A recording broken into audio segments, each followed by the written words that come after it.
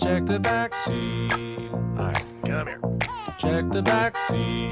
Gets in your head, right? Good. Because every year, dozens of children are forgotten in the backseat of a car by a parent or caregiver. All never thought it could happen to them. But with changes in routines, distractions, or a sleeping child, it can happen to anyone. Parked cars get hot, fast, and can be deadly. So get it in your head. Check the back seat. A message from NHTSA and the Ad Council.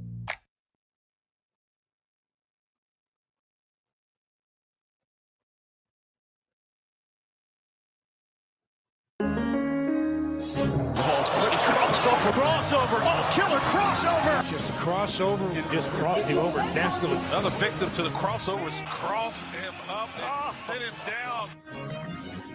Time for the crossover, powered by Everlevel Concrete Repair in Omaha and everlevelconcrete.com. John, Josh, Nick, hello. Hello. Yo, How are we doing today? Wonderful. How are you? I'm fine. Wonderful. Just fine. Wonderful. Is there a baseball game on right now? It's a Wednesday. It's a travel Yes, day. there is. We got the Rangers and the Brewers. It's 2-0 beer guys in the second. Oh, that's what they call them, John. The beer Beer guys. guys. Beer guys. Look at this. Yeah. Man, that TV is so big. Are Very we big. logged in appropriately? Yes. Yeah, this is the same. John got us covered. Same app. Yeah. Good. Yeah. Good. Yeah. We're good. We're Look good. at this giant TV. It's so big. What a great thing. I can barely lift my right arm. I did can't so wait many. to do my first big red overreaction whenever that might be. Dude, and I told you about the YouTube, right? You know about that? What You know about the YouTube TV? About how we're logged into mine and how we got the quad box in here now on Saturdays? That is helpful. Yeah, look at me. Not to brag, you know. That is helpful. You don't have to thank me that much. When is my first big red overreaction? Seriously. Let's Matt find out. McMaster has the chunk, which is now just the whole season. Yeah. The McMaster chunk. Are Are you ever doing one this year? Yeah, I am. Okay. October. Whoa. Whoa. Which one? Which Michigan State game? Okay. with Matt. Wait a second. Doesn't Matt have the Friday game too? Matt has the first 6 games. Matt is doing each of the first 5 games, it Wow. appears. The McMaster chunk is So he very did cool. Cincinnati, Akron, Houston Christian, Michigan, Michigan. and Michigan State. But isn't he doing the Friday game with me? The No, Minnesota game? but there's a game in between there, Maryland. So That's right. He's doing 6 out of the first 7, Whoa. and actually 7 out of 8, 8 out of 9, 9 out of 10. He's doing 9 out of the first 10. That's a lot of big red overreactions. I think he told us at the College World Series I would be okay with doing 7 total shows. And we said, sounds good. And he got 9. He's got 9. Awesome. I have Good job by you, Matt. then I have Penn State and Iowa at the end of the year. I think Matt gets the martyr baton. You and now. I are doing the Iowa game. Let's go. Yeah, that'll be fun. It will be fun. Not to brag. I'm doing a lot of the weeknight stuff. Not to brag. I don't ask for your thanks. I don't. It's not really a weeknight. Black Friday? Not really. It's a weekday. No. It's a weekday. No, but it's That's- Black Friday. I'm giving up a holiday. I'm giving up a holiday. Happer and I are giving up the time with our family to be on the radio. Giving up that classic Black Friday family hangout sesh. Wait, actually, yeah. I mean, yeah. Yeah, I wish I didn't have to work on Black Friday, but I've I never always used Black plan on it. Friday as a hangout day for the family. Wow. You skip my wedding to hang out with your family, but you don't hang out with your family on Black Friday. It was my mom's birthday. Interesting. I'm gonna skip your reception to hang out with my mom on her birthday. Yes. Interesting. What do we Good what for you, do we need to give Matt something for doing all these big red overreactions? A pat on the back. Big cucumber. I mean, Nice. we pay him. Nice job. Yeah, it's not like he's doing it for free. He'll get he does money. he does get extra money. Oh, there it is. Okay, well, he could do all of them if he wants. He could do the Black Friday game if he wants. Wow, interesting. I I think do he's wanna do- going home. Okay. Yeah, he did ask a question. We had a meeting yesterday, and he did ask about Thanksgiving time. Mhm. And so I think he was very happy to learn about what we do for Thanksgiving. I do want to do the show with you though, but I have to wait all the way till the end of the season. We've I still mean- done like one overreaction ever, even though Happer's been here for 4 years. Do you have to wait for the end of the season? You could just probably jump in on one. I'm sure Matt would swap out with you. You want No, I to do mean, the the- Michigan game with me? You want No. to tell Matt to go pound sand and do Michigan with me? No, but the Wow. reason that I can't do any of these is I can't. I'm unavailable. That's true. What do you got going on Michigan game? Let's find. Are you going to the Michigan game? No. Okay. I'm not going to the Michigan game that day. Wow. I Oh, can't. you're not Jay hosting Happer. the get drunk on the university's dime event? Yeah, that was No, pretty- that was I'm pretty not cool, doing that. Happer. I'm doing that for the Michigan State game, and I'm Ah. hosting Big Red Overreaction that day. I see. It is volleyball, the Michigan. Ah. day. Volleyball. Creighton volleyball. I'm excited for next week. We're doing a round table. That'll be awesome. Mhm. I'm doing Oh, that's right, overreaction. we are. That'll be awesome. Nebraska's going to beat Michigan. That'll be awesome. Did we land on a name for the roundtable? Don't think so. I think we're just gonna call it 1620 the round table. Come on, man. John had some great suggestions. John did have a good idea. John did have some bangers. Have we told the people what we're doing next week? We are going to be at Oscars next Thursday. This is in place of the usual roundtable, but we were in Kansas City, so Yeah. the folks at Oscars wanted to have us, and we decided, you know what? Let's wait until the first big game of the season. Big game. So next Thursday, a week Big from game. tomorrow, we'll be at Oscars. They're out there on West. Keep forgetting Center. Pacific, right? Center. And I have suggested that we call it the Connor Stallions Memorial Roundtable. I agree with you, John, completely. I threw my support behind that in a Mhm. reply all email today, which I never do. I said, I love the Connor Stallions idea. I think we should do it. And then we got an email back. It was like, yeah, maybe we should just do the roundtable or something like that. I'm like, that's stupid. Let's do the Connor Stallions Memorial. Imagine the canvas. Yeah. Now, I guess you could still include him in the graphic. Yeah, that wouldn't be hard. That'd Yeah. be very easy, actually. Mm-hmm. Remember last be year very was good. wings, rings, and football things? We could do a That's moment of true. silence. Whoa. The 1620, the Jordan says that 1620 the is getting old, TBH. No, Sorry, 1620 That's our Jordan. brand. It is our brand. It fits. Is it getting old? My No. brand. 1620, the pregame is good. Yeah. 1620, you don't like it. It doesn't have to be everything. 1620 the Happer is This, unfairly. Happer, against this it. is unreal. It doesn't have to be everything, does it? What's not everything? It is everything, John. It's It's not. everything. It is It's not. like three things. It's everything. the pregame, the beer, and And the beer doesn't even Okay. exist anymore, Yeah, so the we have to newslet- replace and that. the newsletter doesn't exist anymore me ask either you a lot this. of the time. Do you feel at times as if maybe whenever we come up with these new fun ideas and then maybe we're having a difficult time coming up with a name for these things that maybe we use the 1620 the enter this thing here as a crutch? Maybe, but no, it is not a crutch at all. When we went to that house a couple of weeks ago, it literally said right there on the mailbox, 1620 the house. What am I supposed to call it? I'm supposed to call it 1620 the house. I just think if we could come up with something creative and fun and an opportunity for upward mobility, like the Connor Stallions, I was going to say we could do a moment of silence, a salute to service. Does this mean that you have to give up your child? As Stibbs points out, Connor has to give back 1620 the baby. Well, guess what? That Mm. baby does not fit in that onesie anymore. She's a year older. She doesn't fit in it. is this true? Gosh, babies grow so fast. They It's do. amazing. Baby clothes are essential, but they What have to be a the racket. biggest waste of money in the world. Should we get into designing baby clothes and make millions? 1620 the baby clothes. Oh no, you're not allowed to do that, Yeah, Aber. You I think know. it's I a like crutch. this That's why I idea. made This a is a joke great about idea. it. It's a instead. crutch. That's why I made a joke. 1620 the baby clothes. Mm. It'll be a big seller. I kind of am with Jordan. I'm kind of with Jordan. Happer- I'm with Kalen's. Connor is 1620 the contrarian. Oh, that's Happer. Nick. Nick is the contrarian. I don't know. I Did he like hand off the 1620 contrarian baton? Oh, what's the contrarian baton? Is that the hot dog that I scarfed down at Oscars last Is year? that that big zucchini that's been sitting out there for weeks? Is that still Is out that there? still out there? Vegetables. Take them.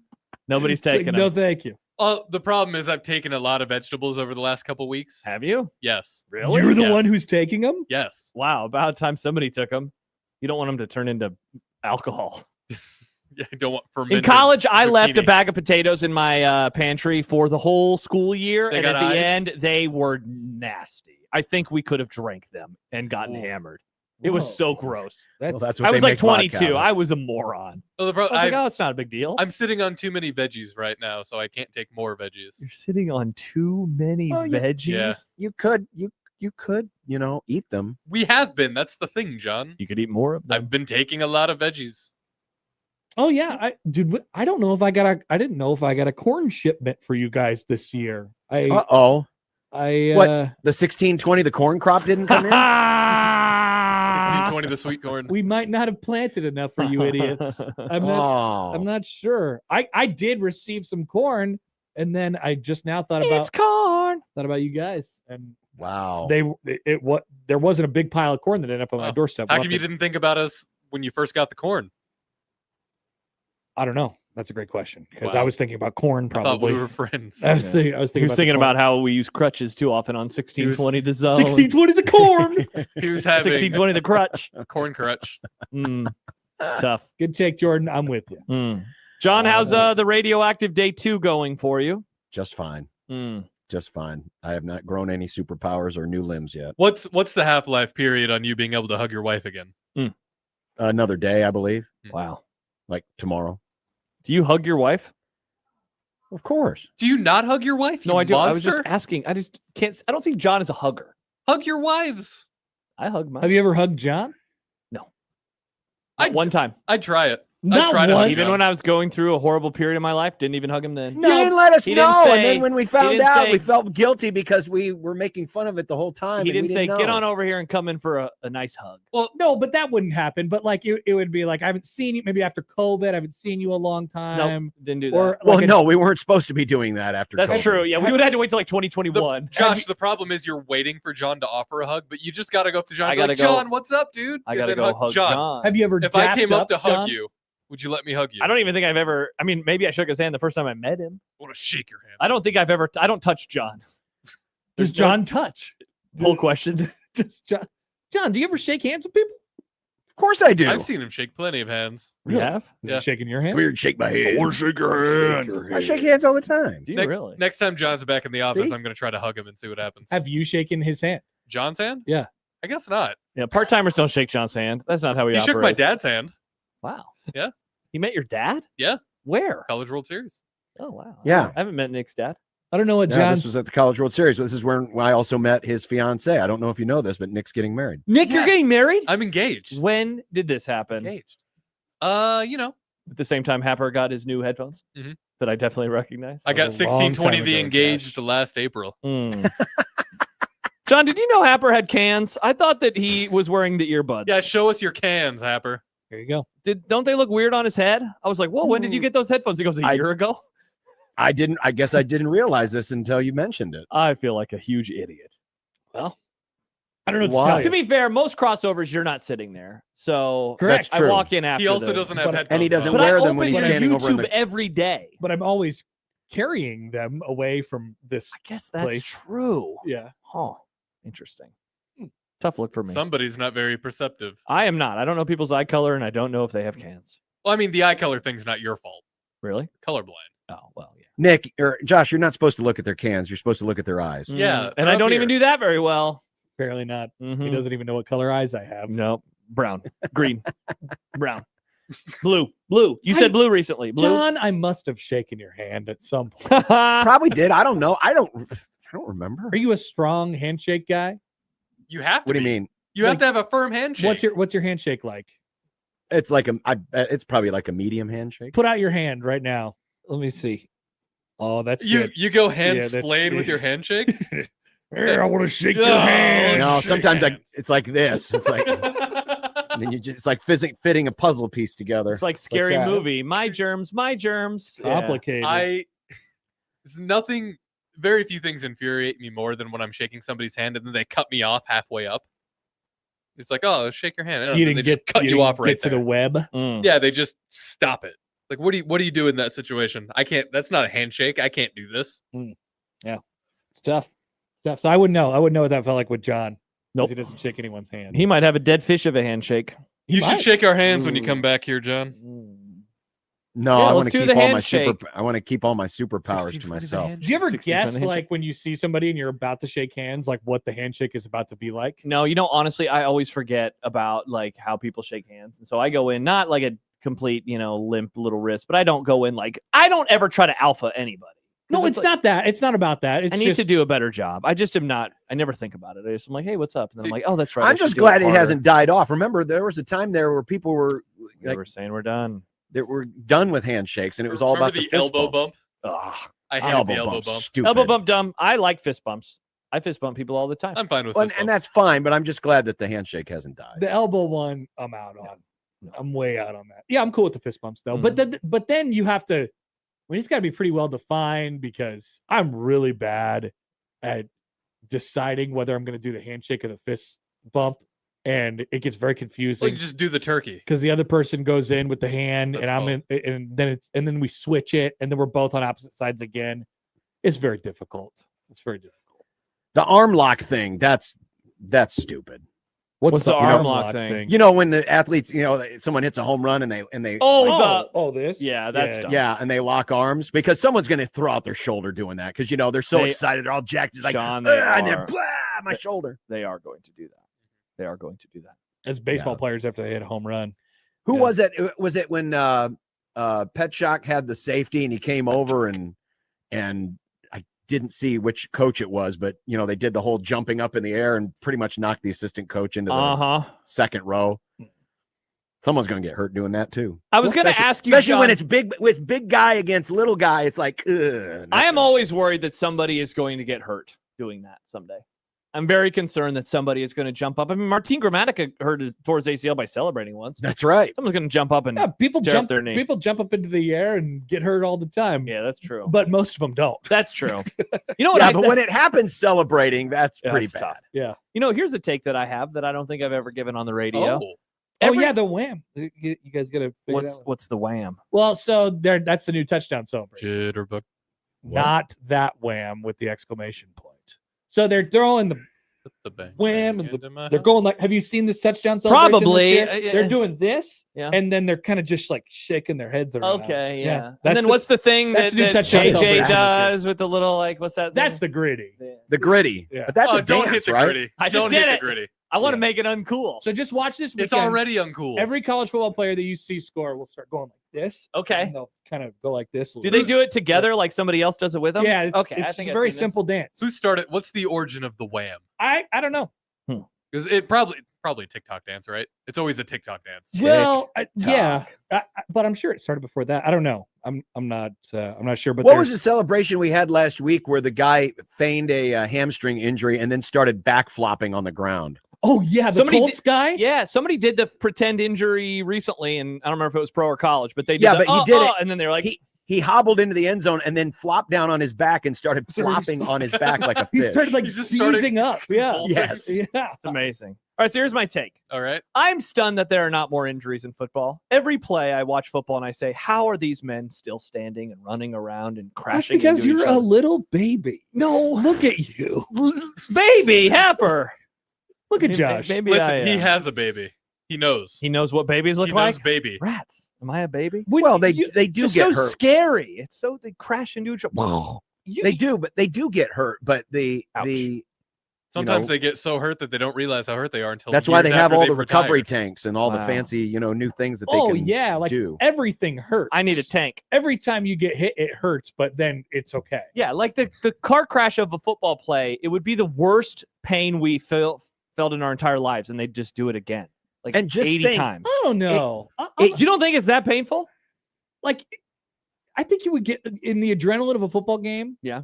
I think you would kind of get like if we put you Right, out but there, after the adrenaline wears down, that's when it's like, oh, That's you when wake you're up the hurt. next day. right, right. The Sunday mornings are going to be pretty slow. Yeah. yes. After a college football game on Saturday night. But I think you would I don't think you would die. I don't think you would disintegrate if we put you in at running back, Josh. Against like the Eagles, you don't think Jalen Carter, after he spits a loogie on me, wouldn't break me in half? I think you would get up. You want to put Josh at running back right away? Whatever. I mean, whatever. Behind that offensive line? They did do a pretty good Corcoran. job against him. What's amazing is how many people survived the Astroturf era. Oh my gosh, Yeah. John. Because that what was a like great getting point. tackled Yeah. on concrete. Yeah. Who ever thought that was a good idea? That's a great question. Some marketing guy, probably. I mean, the only reason it got invented was because of the Astrodome. Because they originally had grass in the Astrodome, and then the lights, it was kind of a translucent roof, but the grass never grew in there. So they said, we need another playing surface. And Monsanto invented Plastroturf. I've never made that connection. That Astroturf was made for the Astrodome. Mhm. Yes. Because in my head, it's like, it's the grass of the future. Get your Astroturf. Mm-hmm. What the hell? But it's like Gatorade, like it was made for the Florida Gators. Gator. Well, it's like Aid. podcasts. They were made for iPods, and yet True. no one has an iPod anymore. You're and yet right. we still Is call that them- where it comes from? That's where Yes. it originally came from. Yeah. oh wow, it should be called. Because if we were iPodcast. naming podcasts today, what would we call them? God, what a question! It'd be like on-demand audio, but it's just so wordy. Honestly, I think people would just call it a radio show. Pretend radio. No, I think they would just call it radio. They might. Just like they call ESPN. Like, it It's would- just like how kids come up to us at the College World Series and say, "Is this a podcast?" Right. I think they would just You're call it. right. It would just be so ubiquitous. It would be would be radio, but it radio. would be very contextual. You know. Yeah, hey, that's recorded radio. That's live radio. And then we'd have to change the name of radio. to podcast. So it's probably a good thing that it did get named podcast. Yeah. Yeah. Because some of us do both. Some of This us is do. both a radio show and a podcast. Radio and podcasting. What is this, John? The future? That'll never happen. I know. We That'll do never- so many podcasts every day. Yeah, lots of podcasts. It's amazing. We do 12 podcasts. John needs a every day. podcast. John just is a guest. Yeah, John John- needs to start his own podcast. No, Where's your I do pod? not need to start my What own would John's podcast be? That was the question that I was wondering Here we about. go. NASCAR? No? Wow. I think. I mean, he likes racing. You and he call it likes NASCAR Mondays and release it on Wednesdays. He could. I don't know if he'd want to do a NASCAR podcast though. He doesn't want to ruin the enjoyment that he has of NASCAR. Well, I don't know John, if he has is- any enjoyment of NASCAR because it's dumb right now. John, is Yikes. there anything that you like thinking about or talking about that you don't get to on the radio show? No, not really, because we get to do a Baseball? lot. We get to talk about a lot of different things. Do you wish you talked more baseball? Like if you did a show with Happer, if you guys were on the air together, there'd we be would probably do more way baseball than we do baseball. now, but Do you think it would even be sports related? Maybe John has another special interest he'd like to explore. Like- what could that be? I mean, the Cooking- thing is, cooking. we, He likes to we go to cover a lot of cooking stuff videos. on here. The stuff that we're interesting, That's You true. know, It is. we really talk true. about TV shows that we like and food and We really do talk about whatever we want. movies. We got movie club every week, and yeah, I like to think that our what is it? 20, I got to do the math. 20 hours on the air a week. Wow. We do a lot of different podcasts. We do a Husker podcast. We do a baseball podcast. 60 we do podcasts. a movie podcast. That's a lot of podcasts. every week. I saw some story yesterday about some AI podcast house. So John will probably love this. They're churning out like 1,000 hours every week, and it's like of all AI podcasts. all they need is like 10 listens, and they're making money because it doesn't cost them a whole lot There's- to create it. there's And so a it's like rash- these pretend fake humans who have conversations about hunting and sports. That is This the is stupidest disgusting. thing I There's got a- really mad. There's a rash of AI music getting released on places like Spotify and stuff, and Mhm. sometimes they'll release it under the name of an established artist just to boost. Oh yikes, that's illegal. It is illegal. They don't last long, but they get enough listens, and then they Do also make have money. then they have bots. So then they have bots listen to the AI thing that they created. So they And it's get just the, a big the feedback listens. loop. Yeah. Yikes. What if we found out if Taylor Swift was AI all along? Oh, Nick would be a little. I mean, if there was upset. ever a person that she could get married to on the face of the earth that would fall for it, it would be Travis. Kelce. Yeah, he is an idiot. I would be big upset. dummy. I He's like an Taylor idiot. Swift and her music, and I'd feel like I've been bamboozled. Mm. Yeah, We Nick- should start this rumor that Nick, you she's might be actually AI. Nick, make a graphic, please. Don't know if I want to deal with Nick. the Swifties blowback. Let's make this a breakout video. Is Taylor Swift AI? Imagine all the Swifties that will listen. And then the thumbnail can be her face, and then the half of the other face is the Terminator. So it's Oh, Keena is onto something. Mm. it's been That's in front actually of her us the whole name. time. T-A-I, Lord Swift. That's Taylor. Taylor Swift. Yep. Okay, so what would be the evidence that we have to support this claim? I love it. We by the don't way. need evidence. This is the internet. Okay, That's a great point. we just say it, and then Just say it. If we say it enough times, people will believe it. just say it, and then it is. All right, I'm in. Taylor Swift, AI. Speaking of the internet, you can just say anything on it. Apparently, JJ McCarthy was named the NFC Can you believe this Offensive nonsense? Player of the Whoa. Week. That's Good funny. grief. My Was wife the just NFC texted that me. bad this week? Come on, was it? No way. No. All right, I'd let's- give it to CD Lamb before I'd give it to JJ Okay, McCarthy. you No, no, absolute no, no. monster. No. I'm being Okay, serious. I thought you were being mean. No, I was not being mean. All right, let's look. I'm going to look through some of these things. What about, was Baker Mayfield Offensive Player of the Week worthy in their victory? He generated a game-winning drive. He Yeah. didn't throw for a lot, but he Yeah. played pretty well. I mean, look, I hate him, but Jalen Hurts did score multiple touchdowns. Yes, he did. You There know? was some bad football this weekend, though. Yeah. Why not make it the worst of them? Yeah, why not? JJ was pretty rough. and Give then it he to had a good Matt drive. Stafford, John. He had 245 passing yards. He was really good. What about Another Matt no-look Stafford? pass. Puka had another big game. Trying to find the guy who had like the most rushing yards. Oh, that's Travis a good question. Etienne. No. Beyond Derrick Henry, but Travis Etienne had 143. Wow, only two guys had over 100 yards this week. Interesting. I think that the Jaguars did that Brisson. whole thing where they didn't know what their running back was going to They be. trade a guy. And then they traded one, and Etienne got all the carries. Yeah. Unbelievable. Don't like the Eagles getting a good player. Unbelievable. Jimmy says Daniels. He was fine. Where is his numbers? I'm trying to find him right now. It was pretty pedestrian. that whole wasn't it? game. Yeah, he had 233 against the football Giants. I mean, can you literally give a player of the week for a guy who only played one good quarter? I mean, I get it. he did account for the 3 Josh touchdowns, Allen, right? who was the AFC player of the week, also had a huge fourth quarter, but he also played pretty well before that. Yeah, let's see. McCarthy, yeah, he had 2. He did have 3 total touchdowns. His QBR Well, how many? was But Hurts 52-6. accumulated that many too, right? He had 2 rushing and I did he have think a he had a throw? passing one, didn't he? Or did they give it to one of the running backs? Let's see. What if they gave it to whoever's jersey was the dirtiest every week? You know, JJ. It would benefit the players who play on grass. Yes, it JJ's would. jersey was so dirty after that game. Saquon had the other touchdown, John, so Hurts did not have a passing touchdown. So I guess he was worth more touchdowns. The dirtiest jersey. I don't hate that idea. There you go. JJ wins. Wow. You'll have guys like rubbing, oil and stuff on their jerseys on the sidelines. My jersey's the dirtiest. My first year playing football, I would have been in 4th grade. We played in a very wet field. It was right after a storm. I don't remember if it rained during the game, but it had. And we played at Omaha South High, and they had regular grass back then. It was terrible. I was not good. I was on the field because, as somebody put it earlier, I have a pickleball body. And so I took the mud and rubbed it all over my uniform because I wanted to feel like a dirty football player. And someone saw me after. You wanted to be a dirty boy. Like, wow, you were out there a lot, huh? And my mom was like, no, he was not. He did that to himself. Tough look for me. Tough look for you, Josh. Yeah. Everybody, if you're not involved in the game, you want to be involved in the game. I wanted You to want be to look like one of the players. I wanted to be involved in the game. For sure. That is for sure.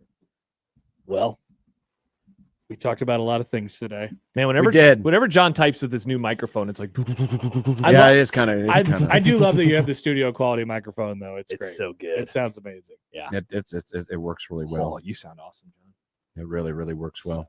But now it has. Yeah, I forgot. I Poisoning. keep forgetting about that. Normally, I don't type during the show, but Yeah, you can always tell when John's typing. That's okay. Do you think people can? well, it's hear just that? this table. It's the table. I don't know on the AM radio. AM radio, so crisp and This clean. is so loud in my ears that I can definitely hear it. Yeah. But I don't know that anybody Well, that's else because can. you have nice cans. Yeah, Thank you, John. That's true. I appreciate it. But I have to turn him down for every day for John's little baby ears. His pickleball Baby ears. I just have a really good pair of headphones. I have a good pair of That are headphones older too. You have the same that are headphones. Just older like than yours. Nick. They're You just have like the yours. same headphones. I just and like you it- always have. I just like it really, really, really loud. I know. I don't want to hear anything else but us. Distracting. Otson says, like a Nebraska media press conference. Click, click, That's click, true. Why click. are they typing? What are they typing? They Make them type a stop lot. typing. Lots of tweets. They do type a lot. Chris writes, I'll say it again. He being John, and Gary should do a pod about their time working with the Husker Sports Network. The stories would be incredible. I got some of those stories on the way down to Kansas City a couple of weeks ago. Are you interested, John? That would be a good podcast, John. I You don't might know. get in trouble, but gosh, it would be Yeah. good stories. Yeah. But we'd have to bring on like guests and wonder what old Warren's doing these days. Swain? Yeah. Good question, John. Last I heard, he was, I think, in Des Moines. I think he was at Drake. Really? I think so. Drake? Yeah, I think he was doing play-by-play there, and I think he might have been teaching there. What? I think. I don't Yeah. know. I'm not 100%. I was in Des sure. Moines a few weeks ago. Okay. Yeah, that might happen someday. You know what? That'll happen when someone writes the definitive book on the Steve Peterson era. Ooh. Oh man, who's gonna do that? Well, we've been saying this needed to be done a long time ago. It did. There are And it's stories now to tell. we're almost 20 years removed from his removal. Well, 18 years from his removal. Wow. That is crazy. I mean, that we haven't had the definitive story written about that weird era of Nebraska football is crazy. Well, you know, John, we talk about it every now and then. The reason we haven't gotten any of the books is because they need the positive story on the other side. They need and then they turned it around and won. Sure. And we're never but- going to get that. They got to turn it but around you and can- win. But you can still do it. I mean, what if the downfall continues or it never really gets better? It's still here's where it started, you know? Yeah, that's true. Yeah, now it has been so far removed from the Peterson era that them being good to like this year wouldn't mean anything for that era. That's true. Happer, maybe you should write it. You're not doing anything. The Steve Peterson book? Mhm. I don't believe that I'd be qualified to write that book. Okay. I don't have the stories. Well, go get the story. Yeah, you got to talk to people. You're an interviewer. You do podcasts. That's basically like an author. Like I said, I don't like bothering people. That's true. That is definitely true. I have to call John. I have to probably shake his hand. I have to say, tell me some stories. And then he would do his Steve Peterson devil accent, which is great. Where is that I think it got cardboard thing? Then? Yeah, I think got it's thrown into the trash can. It better not have. I'm worried that it did. It went out with trash. No, can? I think it's in my desk. That's good. Oh, we'll go get it. We'll bring it back to the studio where it belongs. Perfect. Maybe I'll. You know what? People keep saying, "Here's all the Husker stuff." I should put Steve Peterson. Steve up here. Peterson. That'll make people happy. I can put him right up there next to my Rams helmet. Great Awesome. question from Sam on YouTube. Is Josh's hair pushed back or slicked back? I don't know. I think it's just pushed back. It looks pushed back. Yeah, I just. Well, how do you not know? You're the one that dealt with What it is this slick morning. back versus pushback? Slick back implies that there is stuff. Oh, I put some product in my hair, but that was mainly to like keep it from moving. Though it doesn't hold. Because I also don't want it to look like there's product in my hair. I don't know. It I've doesn't. been using American Crew pomade. That's Yeah. great. Yeah. It holds and it It looks keeps normal. your hair soft. I'm growing it out right now. It doesn't look like there's product in your hair. Okay, good. Because It there looks is. pushed back. All right. But it sounds like it is. I guess slicked it's back. slicked back. It looks like his cans are holding back his hair. No, Oh. it's they're, Take your cans off. Wow. Is that how you want your hair to be? I want it to get longer, even longer. Oh, okay. Yeah, I've been growing it out for a few months just to see what happens. What are you, a hippie? I don't know. I just want, John, you get to your now. I said late 30s recently, and somebody got mad. You get to 37, and you just want to try new stuff. I'm trying new stuff. Sure. I have hair still. I'm like, why? I don't want it to go to waste. It's a great take. Yeah. Cherish it. Yeah, At what point do you start trying good takes? Oh, good one, John. John. They call me Mr. Takes because they're always good. Now,Iowa fans don't do that. Mr. Takes doesn't imply that they're good. I guess that's It true. implies that you have One them. Iowa Yeah, fan got so mad at me, they wrote an email to Pat 40 and CC'd me on it. Wow. Mr. 40, you need to fire Assuming this that Josh man. wrote for Sports Illustrated. Yeah, pretty funny. Pretty funny. Is that in When we response all to- know he writes for Nebraska Newsmax. that was so great by That was a Farron. pretty good burn. Nebraska news. Pretty good burn. I think he actually meant that, because it looks. I mean, it's Husker Max. Yeah, Husker Max. Nebraska Yeah. news Max. Yeah, Nebraska that was- Newsmax. Yeah, that Iowa fan not happy with me. So good. Mike Farron Oh, also that's not happy with me. No, I agree with Yeah, Farron, by the way. are you Wow. are you afraid that column's going to come back if Nebraska loses to Iowa again this year? No, I said in it, and Nebraska will probably lose to Iowa this year. No, I but covered that all doesn't of matter. my bases.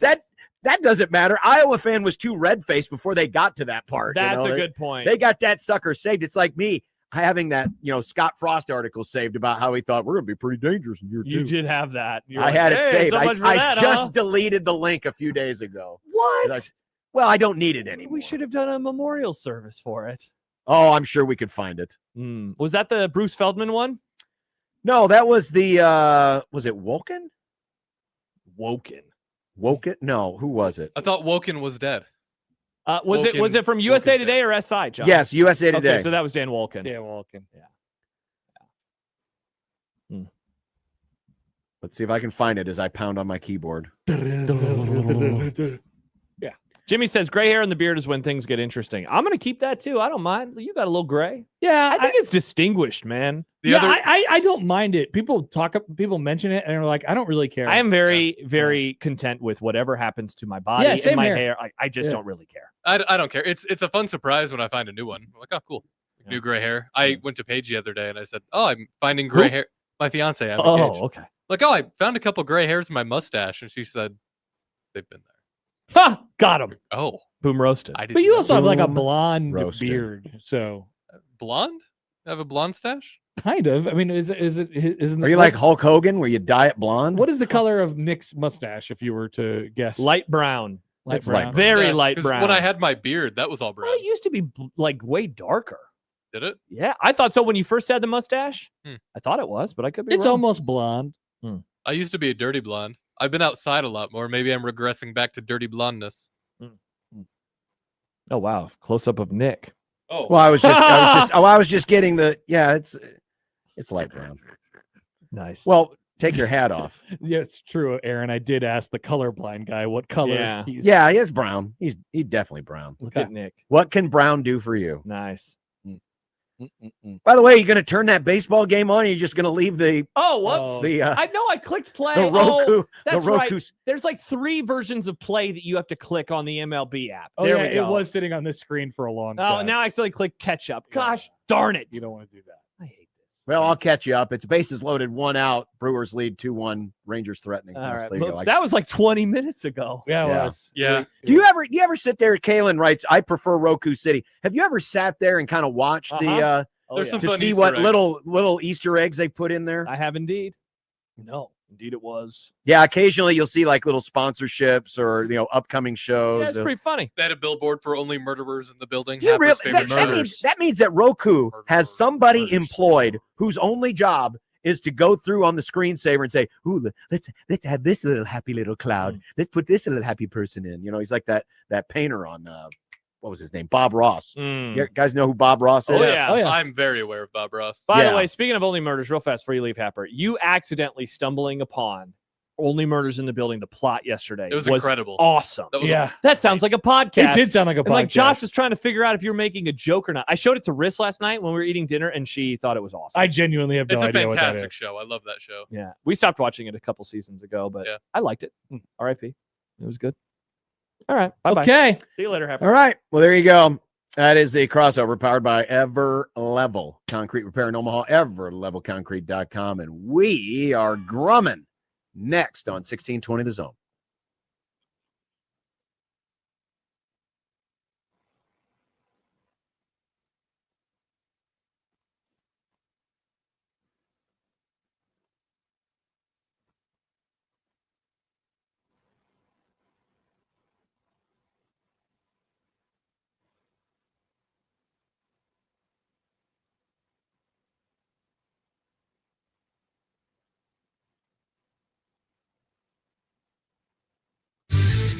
Your Omaha area forecast from the Godfather's Pizza Weather Center and KETV News Watch 7.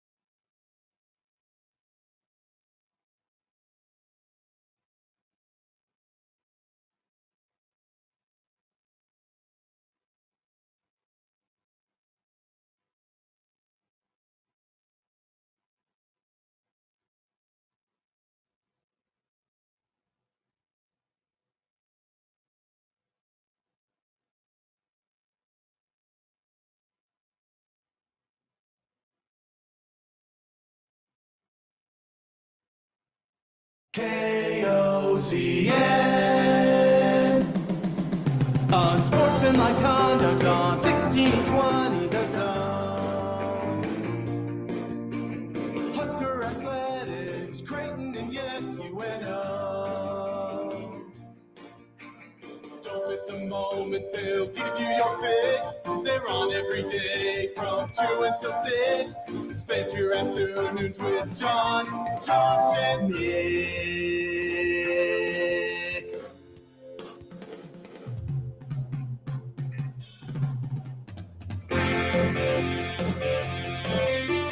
John, Josh, and Nick.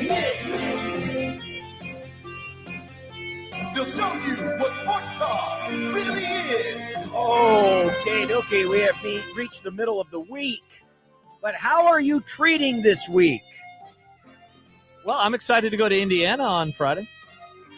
That's not my question. Oh, Unsportsmanlike conduct on 1620 The Zone. Husker athletics, Creighton and yes, UNO. To answer your Welcome to question, the- John. Oh, sorry. Yes. I'm kind of looking ahead, but I mean, at the other hand, the Dolphins are playing the Patriots, so like, is it really a game to look forward to? Well, the Dolphins could be playing the Little Sisters of the Poor, and you could say the same thing. yeah, don't worry, Nick. The only time that anyone will watch the Dolphins this year in Omaha, Nebraska is if they are on national television or if you're going to a sports bar because you're a freak. But otherwise, no one will really want to watch And even then, the Dolphins game will be relegated to that one little TV over by the restroom hallway that no one can see. That's what John. I like about the sports bar I go to. Every game is on every TV. You John- have a view everywhere. John, I'm a little concerned because I'm going to read you some games. Week 3, Dolphins at Bills, Thursday night primetime. Week 4, Ugh. Monday Night Football, Dolphins versus Jets, ESPN. Week 9, Dolphins versus Ravens on Amazon Prime. God. Week 11, they're playing somewhere in Europe at 8:30 in the morning. They Ew. have another Monday night game. As of right now, they have a Sunday night game on the December the 21st. My Well, that wife's getting flexed. yeah, can that you? getting flexed big time. I forget, when does flexing start for Thursday Night Football? Because we have to get that Ravens game off. I don't like flexing in principle for Thursday Night Football, but if we have it, we got to get that game out of but there. isn't there something, it's like the Husker fans who are looking forward to the game this weekend, isn't it? Like that, we get to watch an NFL team maybe hang a 50 burger on somebody. And then the Ravens blow like a 3-score lead in the fourth quarter and the Dolphins make it close. I guess if anyone's going to lose to the Dolphins that shouldn't, it would be the Ravens. They lost to Yes, the it Raiders would. last year for some Yes, they reason. did. At least Dolphins-Bills is usually a good game. It was a good game, Nick. Those days are over. I refuse to believe that. We have moved past Dolphins-Bills being a good game. Nope, I every bet year. it's a great game. It's like Tag Ovalia. Nebraska Northwestern used to be a good game. That game ain't good anymore either. We're past 2011, 2012, 2013. It ain't those days anymore, folks. It Asian ain't. Joe, Nick, handshake meme, Hootie and the Blowfish, because the Dolphins make me cry. Wow, good reference, It is. Joe. Nice job by you. Nice job by you. Well, here we go. We got ourselves a fine show today. Brought to you by Union Bank and Trust, where your money has people. So how are you treating this week? We will discuss that in a moment. Mike Schaefer of Husker247.com. He told me, John, Well- that he has a dumb debates question for us today. Oh. Excellent. I'm glad. I like new submissions. I've got a couple that came up during the batch weekend, too. What the That batch is a weekend. reminder that you Hmm. can get in your dumb debates into the JTech Construction Zone Twitter page at USC 1620 or the Equitable Bank inbox, John at 1620thezone.com or Josh at 1620thezone.com. Mitch Holthus will be here. Oh! The Chiefs are 0-1 in weeks where Oh. Mitch does not appear. Yeah, I bet he ain't ever going to cancel one of the week 1 interviews again for the rest of his life. Not doing that anymore. We'll get fired up for football today. Yes. What do we know about HCU? We'll try to answer some of that. Well, they have a CVS near their stadium. We know that at They least. do. We know that at least. Who will be our random college football team of the week? Ooh, I got the hat? Got the hat. You got the hat. Look Got at the all hat. those pieces of paper. No, is that a Big Ten hat? It is. It's a Can you Big confirm 10. that it's not just Big Ten teams in there? I don't want. Oh yeah, there's a Nick, last look week at we didn't all do the a Big Ten team. papers. Yeah. Yeah, but that might have been a plant. Oh, I just spilled some teams. Oh no. Yeah, pick Florida those teams State up. going back in. Florida State's going What back do we in. got here? Oh, North Carolina. Could we talk about North Carolina? We could. Two ACC teams. That's weird. And Washington State, John. Could it be Washington one State, of those teams or somebody that's else? good. Find out later. That's good. Yep.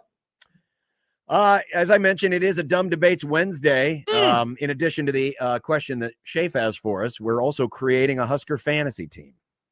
Oh, Husker That was a fantasy. Wait, question isn't sent that what in. we did with Vers that one time? Is that what you're talking about, John? That was kind of the Are you same gonna thing. pick This is a what's his little face and- different. Mo Purify, the GOAT Husker wide receiver, Nick. Maybe I will. What round did you pick him in again? Like the second or third. Uh-huh. I got him No, before I think they that was did. your first pick. I'm pretty sure that was your first pick. I beat you guys to the punch. Thank God, because I definitely was not going to take him in my 27th pick. Rats. Yes, send your dumb debates. JTech Construction Zone Twitter page. Use that hashtag dumb debates. Please do. Old boy Schwarber, there he is. He's there in the graphic. He joins the 50 home run club. Crack. And I changed my mind. It's the last one had to do with best quarterbacks in the Big Ten, the NFL, but Yeah. I'm actually going to narrow this down. We're going to talk Dylan today. Oh, And because there's been a lot of Dylan been discourse. there's been some Disrespect? consternation No. about the fact that he's not getting enough flowers. No. There has been consternation. It's not even consternation anymore. It is people are happy to throw it back in the faces of the scribes of the offseason that you had him too low. You had him too low, Nick. My bad. And now he's good. He's good. He's good. 402-951-1620. That's the hotline presented by the Prairie Flower Casino. Don't forget to go to 1620thezone.com and register to win those $100 gift cards to Prairie Flower Casino. So this week is now halfway over in terms of the weekday, and we're closing in on the third game of the season. Wow, season's going to be a quarter of the way done by this Don't Saturday. you dare, John. But we asked you a question on the JTech Construction Zone Twitter page, and I'm going to retweet it again so you can all go out and vote. But I'm curious how you are using this week. How are you treating this week? Are you using it as a look ahead to Michigan? Okay. Are you using it because you're looking forward to another cruise to victory? Or are you kind of checked out this week because it's an FCS opponent at 11 a.m.? And so far, 46% of you, the plurality of the vote, is cruising for a bruising. They're looking forward to another blowout. Which, hey, that makes sense given that this program has not really had a whole lot of those blowouts in recent years. And then the other two results are basically equal at about 26, 27%. You can go vote right now on the JTech Construction Zone Twitter page. I probably sit right now. I'm either at 1 or 3. I'm not looking forward to this game. No, because we got it last week. Like we did. It was, I mean, if they win in blowout fashion again, it'll be another good game in terms of like doing what you want to do and getting through and obviously knock on wood, no injuries. But like, man, I'm ready for next week. I'm excited for next week. I'm excited to break down the matchup with you next week. I'm excited to talk about what it could mean next week. And then I'm obviously excited to actually watch the game next week. Two of these in a row. Like maybe, John, if these were spread out a little bit, maybe if the Big Ten did the SEC schedule and this was like in November, maybe I wouldn't be so like, oh, I just want to get to next week. But after what they did in week 1, good data point. Last week, maybe a good data point. I guess we'll find out. Like I'm ready to see them against another comparable team. I don't think last week was a good data point. I mean, it's a good win, but in terms of is that going to be the kind of game that's going to get people to, think more positively about Nebraska? I don't necessarily think so. I mean, Akron is really, really, really bad. Yeah. And this isn't me being anti-blowout. I'm looking forward to next week's blowout. That's the kind of blowout I'm looking forward to. It's just that it's really more about the opponent. I am dead set against FCS games, and it's nothing against FCS programs, but there's no way, especially if you're in the Big Ten or the SEC, you should be punching down a weight class. Yeah. And this is more like punching down like 3 weight classes. I mean, this is a Class A versus a Class C2 matchup. In a lot of ways, it's not entertaining to me. I get it. I mean, you're going to play the games. It's going to happen. You know, you still want to see positive things come out of it. But for me personally, don't care about these games. They're really. And John, you know what? We don't get this in other sports. Yeah, well, I guess we do. I mean, we get it in other college sports, but we don't get it in pro sports. Barring something wild, the post-game show on Saturday, and I guess wild, more injury-related, the post-game show with you and Matt on Saturday is going to be so much more about the Michigan game. Everyone will be, okay, what does this mean for Michigan? There will be very little conversation about the actual game itself. And so that's when that's why I lean towards the first option. I'm ready for next week. I can't wait to talk about next week. Next week is going to be a whole lot of fun. This week is a speed bump that you got to get through along the way. Yeah. I just, like I said, I'm just out on these games. So I'm probably with you. I'm more looking ahead to next week. Because honestly, what you're looking for out of this week is just don't get anybody hurt. Don't get anybody hurt. Sure, you can play the backup. Sure, you can get more experience. But the number one priority, this to me is like a spring football game. Yeah, seriously. Don't get anybody hurt. Just get through the week. Just get through the week. This is a glorified spring football game. Yeah, is what this is. So just don't get anybody hurt. But if you want to vote today, please do so. JTech Construction's own Twitter page at USC 1620. Tell us what you think about this week and how you are treating this week.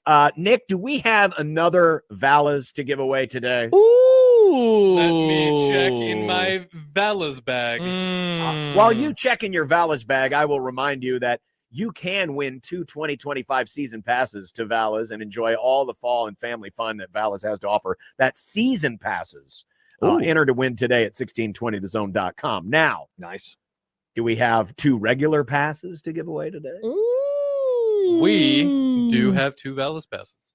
Well, fantastic. So we will have another, we'll do it like we did yesterday. We'll have another trivia question that we will ask, and then you will have to answer on our JTech Construction Zone Twitter page at USC 1620. That'll be coming up as well.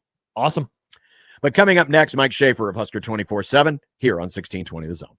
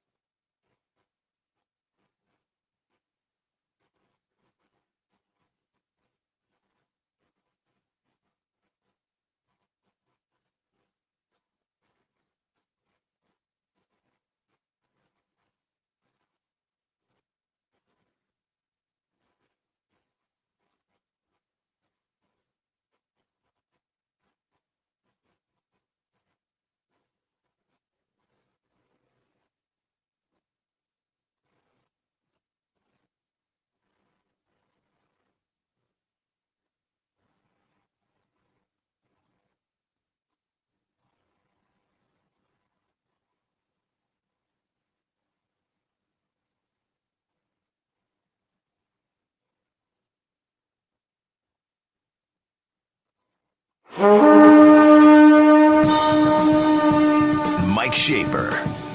There's a part of me that really thinks that there's a Sasquatch.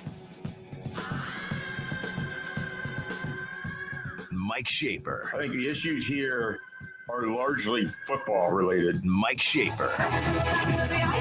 People are like, oh, the Vikings are terrible. And it's like, yeah, terrible teams always go 13. Anybody, all my entire life is rooting for sports teams that get as tantalizingly close as possible and then don't win. Mike Schaefer. I have no joy in my heart for you or you or you. Mike Schaefer. If you would have told me at 9:30 Central Time PM on Monday night that I was watching a game featuring the NFC Offensive Player of the Week, I would have insisted that you be committed immediately, or would have asked the question, oh, was the rest of the NFC vaporized? I can't believe, Mike, that your quarterback is the NFC Player of the Week after what I saw for 3 quarters. Well, I mean, I think you can just look around at the NFC and not see a whole lot of great games or performances. I mean, there is that. I will say your timeline sort of like mine operates in a weird vacuum of space where those first 3 quarters largely you think tell one story, and then the last quarter it's like, wait, no, they were up by 10 at one point, really? The Vikings were leading by double digits in this game that clearly the Bears must have dominated, except they remembered they were the Bears, and that was that.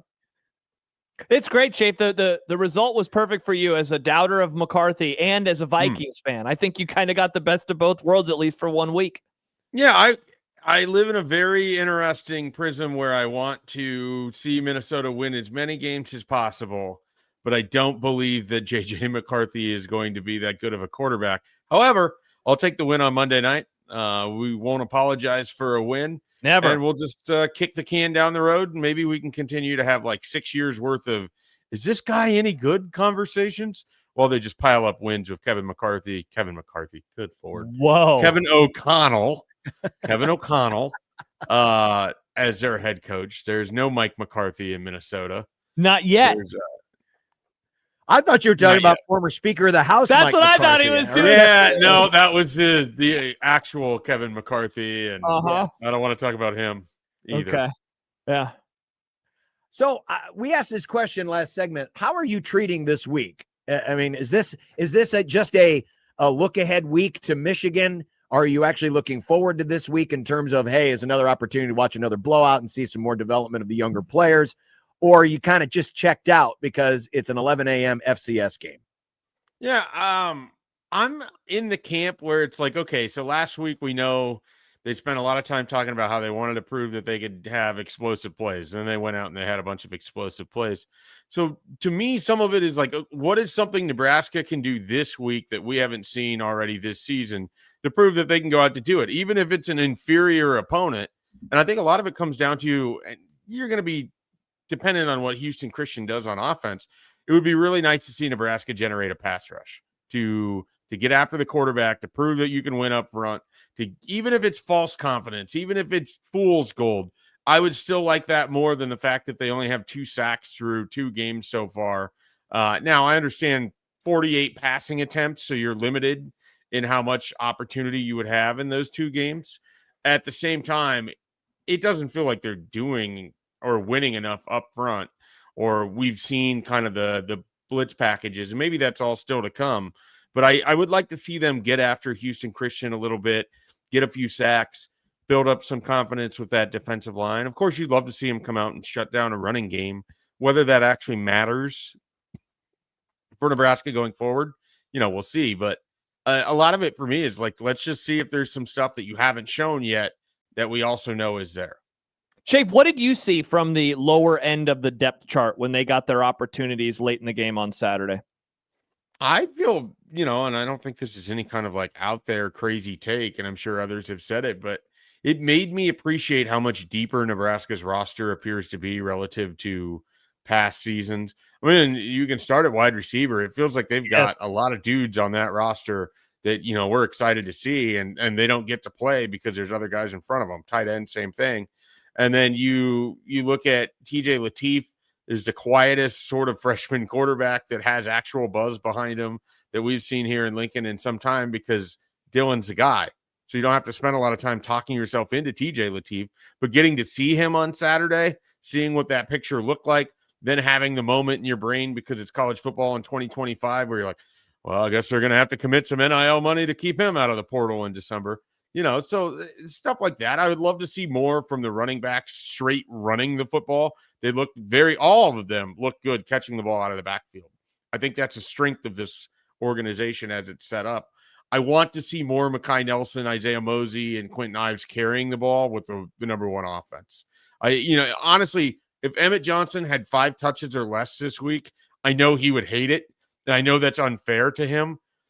I would love it for Nebraska just because I think they need to prove that, or not prove is the wrong word. I think they need to give reps to Mosey and Nelson specifically with your top offense, just because you're going to need those guys at some point, even as change of pace running backs, even to just give Emmett Johnson a breather. Let's see some more work for those, like just carries, because I know they can catch the ball out of the backfield. I have no doubt on that. I'd like to see a little bit more just straight running from Nelson and Mosey as well. So, defensively, when we're talking about the depth there, I think across the board, they have really interesting guys at almost every level. To the degree of which they're going to be able to help in 2025 when you get into conference play, it's probably harder to see it in the front 7 than it is maybe in the back 4 or what have you. So overall, though, just a lot of depth on this roster, and that's great for Nebraska. What is real and what is not real so far through 2 weeks? I mean, what are things that you're watching, you say, this is sustainable, this is what it's going to be like most of the season, and versus what is not real at this point? And this is famous last words, and we can write this down. You can put it on the board. You can do whatever you want with it to hold my feet to the fire later in the year. I think Nebraska is going to be a team that doesn't turn the ball over much this year. I think the Emmett Johnson fumble was making a third guy miss on a run. Like the ball came out there. I don't think they're going to turn it over a ton. Like, I don't see Dylan having double-digit interceptions. I'd be pretty surprised if he's above like 5 or 6, to be honest. And then fumbles, that's not the stickiest of stats, so it's hard to know exactly how many you're going to have. But if you don't have a quarterback running game, in theory, you shouldn't be putting the ball on the turf a whole lot. So I look for Nebraska, like, I think it's a real thing that they're going to either win or tie the turnover battle more often than not, because I think they're going to take the ball away more than they have maybe in the past, but more importantly, I think they're going to protect the football a lot more. So that's something I feel is real. Something else that I think is real is just Luke Lindenmeyer. I think they have a legitimate Big Ten tight end that can play in line, can use him in the passing game. He is a guy that I think, I had a conversation with Marcus Satterfield in March, and he was pretty bullish that, they've got guys that are going to be NFL tight ends in that room. And he's talking about Harburg and Lindenmeyer specifically. And I was pretty skeptical that Lindenmeyer was going to be on that route. Harburg, because it's sort of a unicorn, teams are going to be interested what you can do weight-wise, put that on his body. But we saw him throw some nice blocks. Lindenmeyer looks like a guy who can be like a legitimate number 2 tight end in the NFL. Like, could he be Jack Stoll? I mean, Josh knows all about the Eagles' glorious backup tight end for years. And so, why couldn't Luke Lindenmeyer be a Jack Stoll in the NFL? Hopefully not for the Eagles. Schaefer, we've spent some time, and we're going to spend some more time. John and I are talking about Dylan Raiola and the jump that he perhaps is in the midst of making right now. Also think that's real.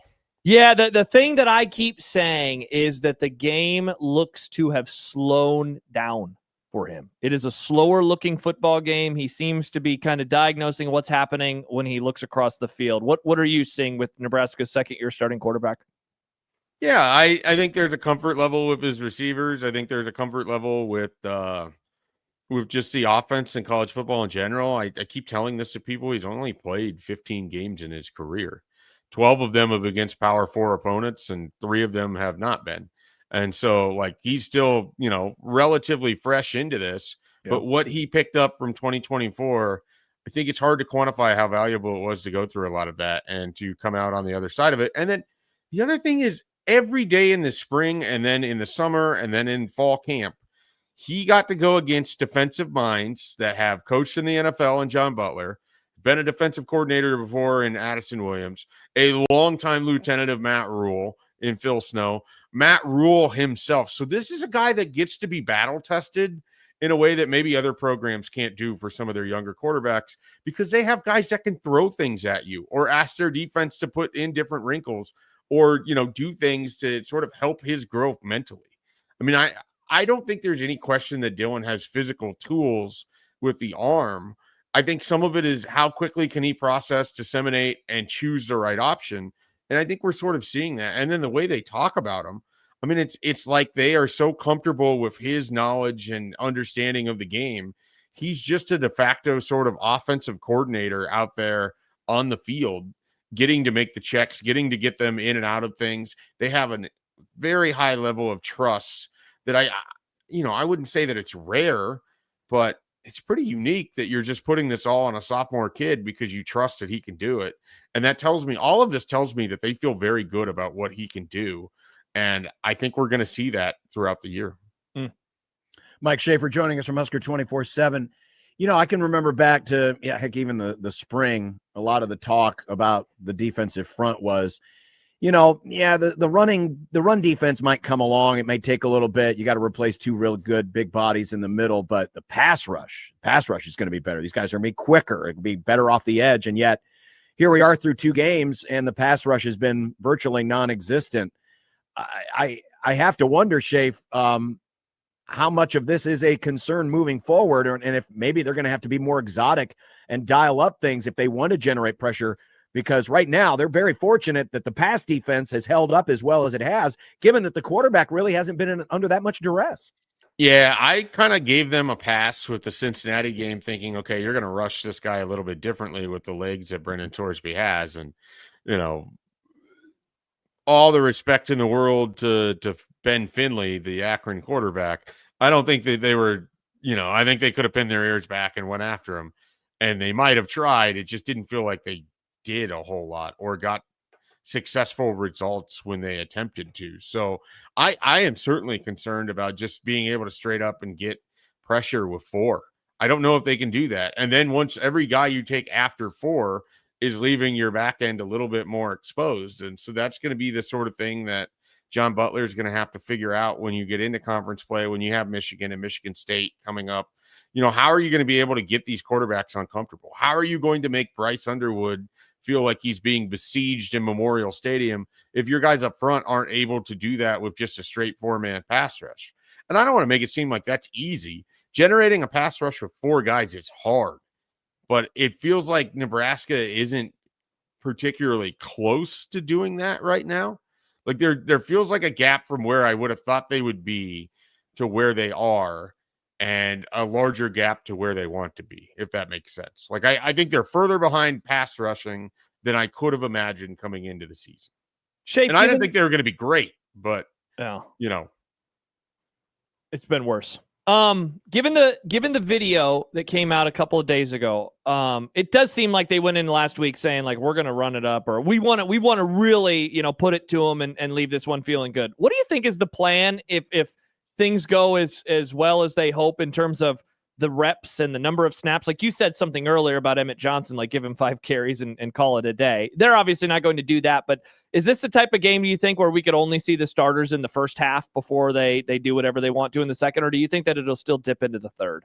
I don't think this coaching staff wants to get into the mindset of guys only playing for a half. Like I do think we haven't seen them do it yet. Like they've had guys on both sides of the half of, the first team defense, first team offense came out after halftime against UTEP in Northern Iowa and here against Akron. So I anticipate it's going to be largely similar to that. I don't know that there's going to be as much juice because it won't be a night game, but in its own way, Matt Rule can sort of set this up as a motivational thing to go prove to yourself that you can get up and play a team at 11 a.m. in the morning, that you have the ability to show up and be prepared and play good football, even if your body clock might be a little bit off, or even if you're not that jazzed for the opponent or whatever it is.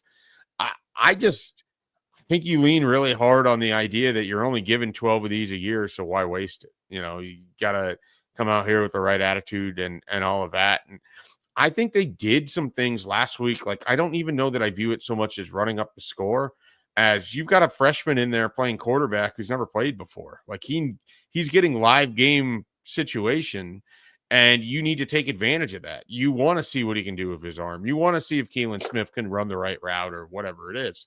So I think some of it is take advantage of these opportunities and don't overthink it in terms of, oh, this is going to look bad from an optics standpoint, or whatever it is. Just go do what you're going to do. And I think Nebraska is very comfortable with Matt Rule in doing that. I don't know that they let the outside sort of viewpoint affect them as much as maybe previous iterations have. Hopefully we don't need to have another locker room video come out and get leaked this week. That speech isn't an interesting decision. Like, why not just put it out on your own channels? Like, why did it have to be fake leaked? I don't understand that. I don't know. My thought would be because they know that Compton has like quite the blowtorch in terms of followers, right, on social media. So give it to him, and he'll be able to push it out to more people. That'd be right. But you could have, but if, like, to Shay's point, if it were done from the Husker account, he probably retweets it and it gets out there anyway. You could still have him put it out first and just not use the word leaked. Yeah, I thought that was weird. It just sort of, I don't know. Like, it takes something that I thought was genuinely captivating in the way that Matt Rule was holding their attention, and then the shots of the faces of the guys in that room, and sort of what he was saying speaks to, I felt like it was red meat for a large portion of this fan base.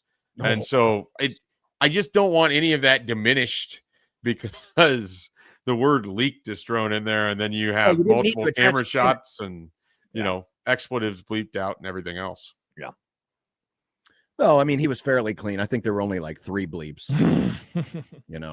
so cleaner than I am. I miss the bleeps. Instead of just silencing the audio, I want the bleeps. Oh, you want the actual beep, beep? Give me the bleeps. Beep. I like the bleeps. Beep. Or even actually the best one to use, especially in that moment when you're trying to convey something serious, is when, how some shows will use kind of the funny, almost sounds like a duck. It goes, you know what I mean? Use a weird noise instead of a bleep. Or you could have changed it like they do in TBS movies, back in the day. Instead of ass, it's like sandwich or whatever, kiss my sandwich.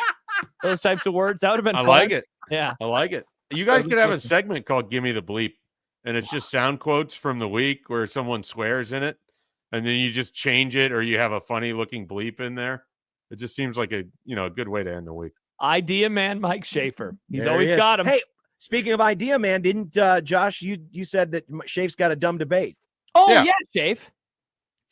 Would you, okay, and this is largely framed towards Josh because his teams haven't won a title as recently as John's teams have, but would either of you, to guarantee a title, you would accept smelling like you spent time in Subway for the rest of your life? Like, you can't make that stench go away.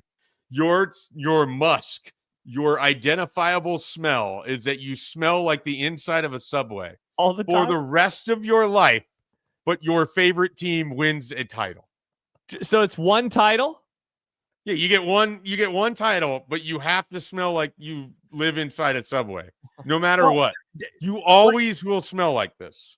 Is it like lunch rush Subway, mid-afternoon Subway, or like morning baking the bread Subway? Because aren't they different smells? I mean, you'd have to get a Subway, and there's surely someone that's listening that has worked at Subway that can explain the different bread smells here. But to me, it's just the very, it when you smell it, like you also can sort of almost smell it from outside of the building, even if you're not intending to go into Subway. That smell permeates into the air, no matter what.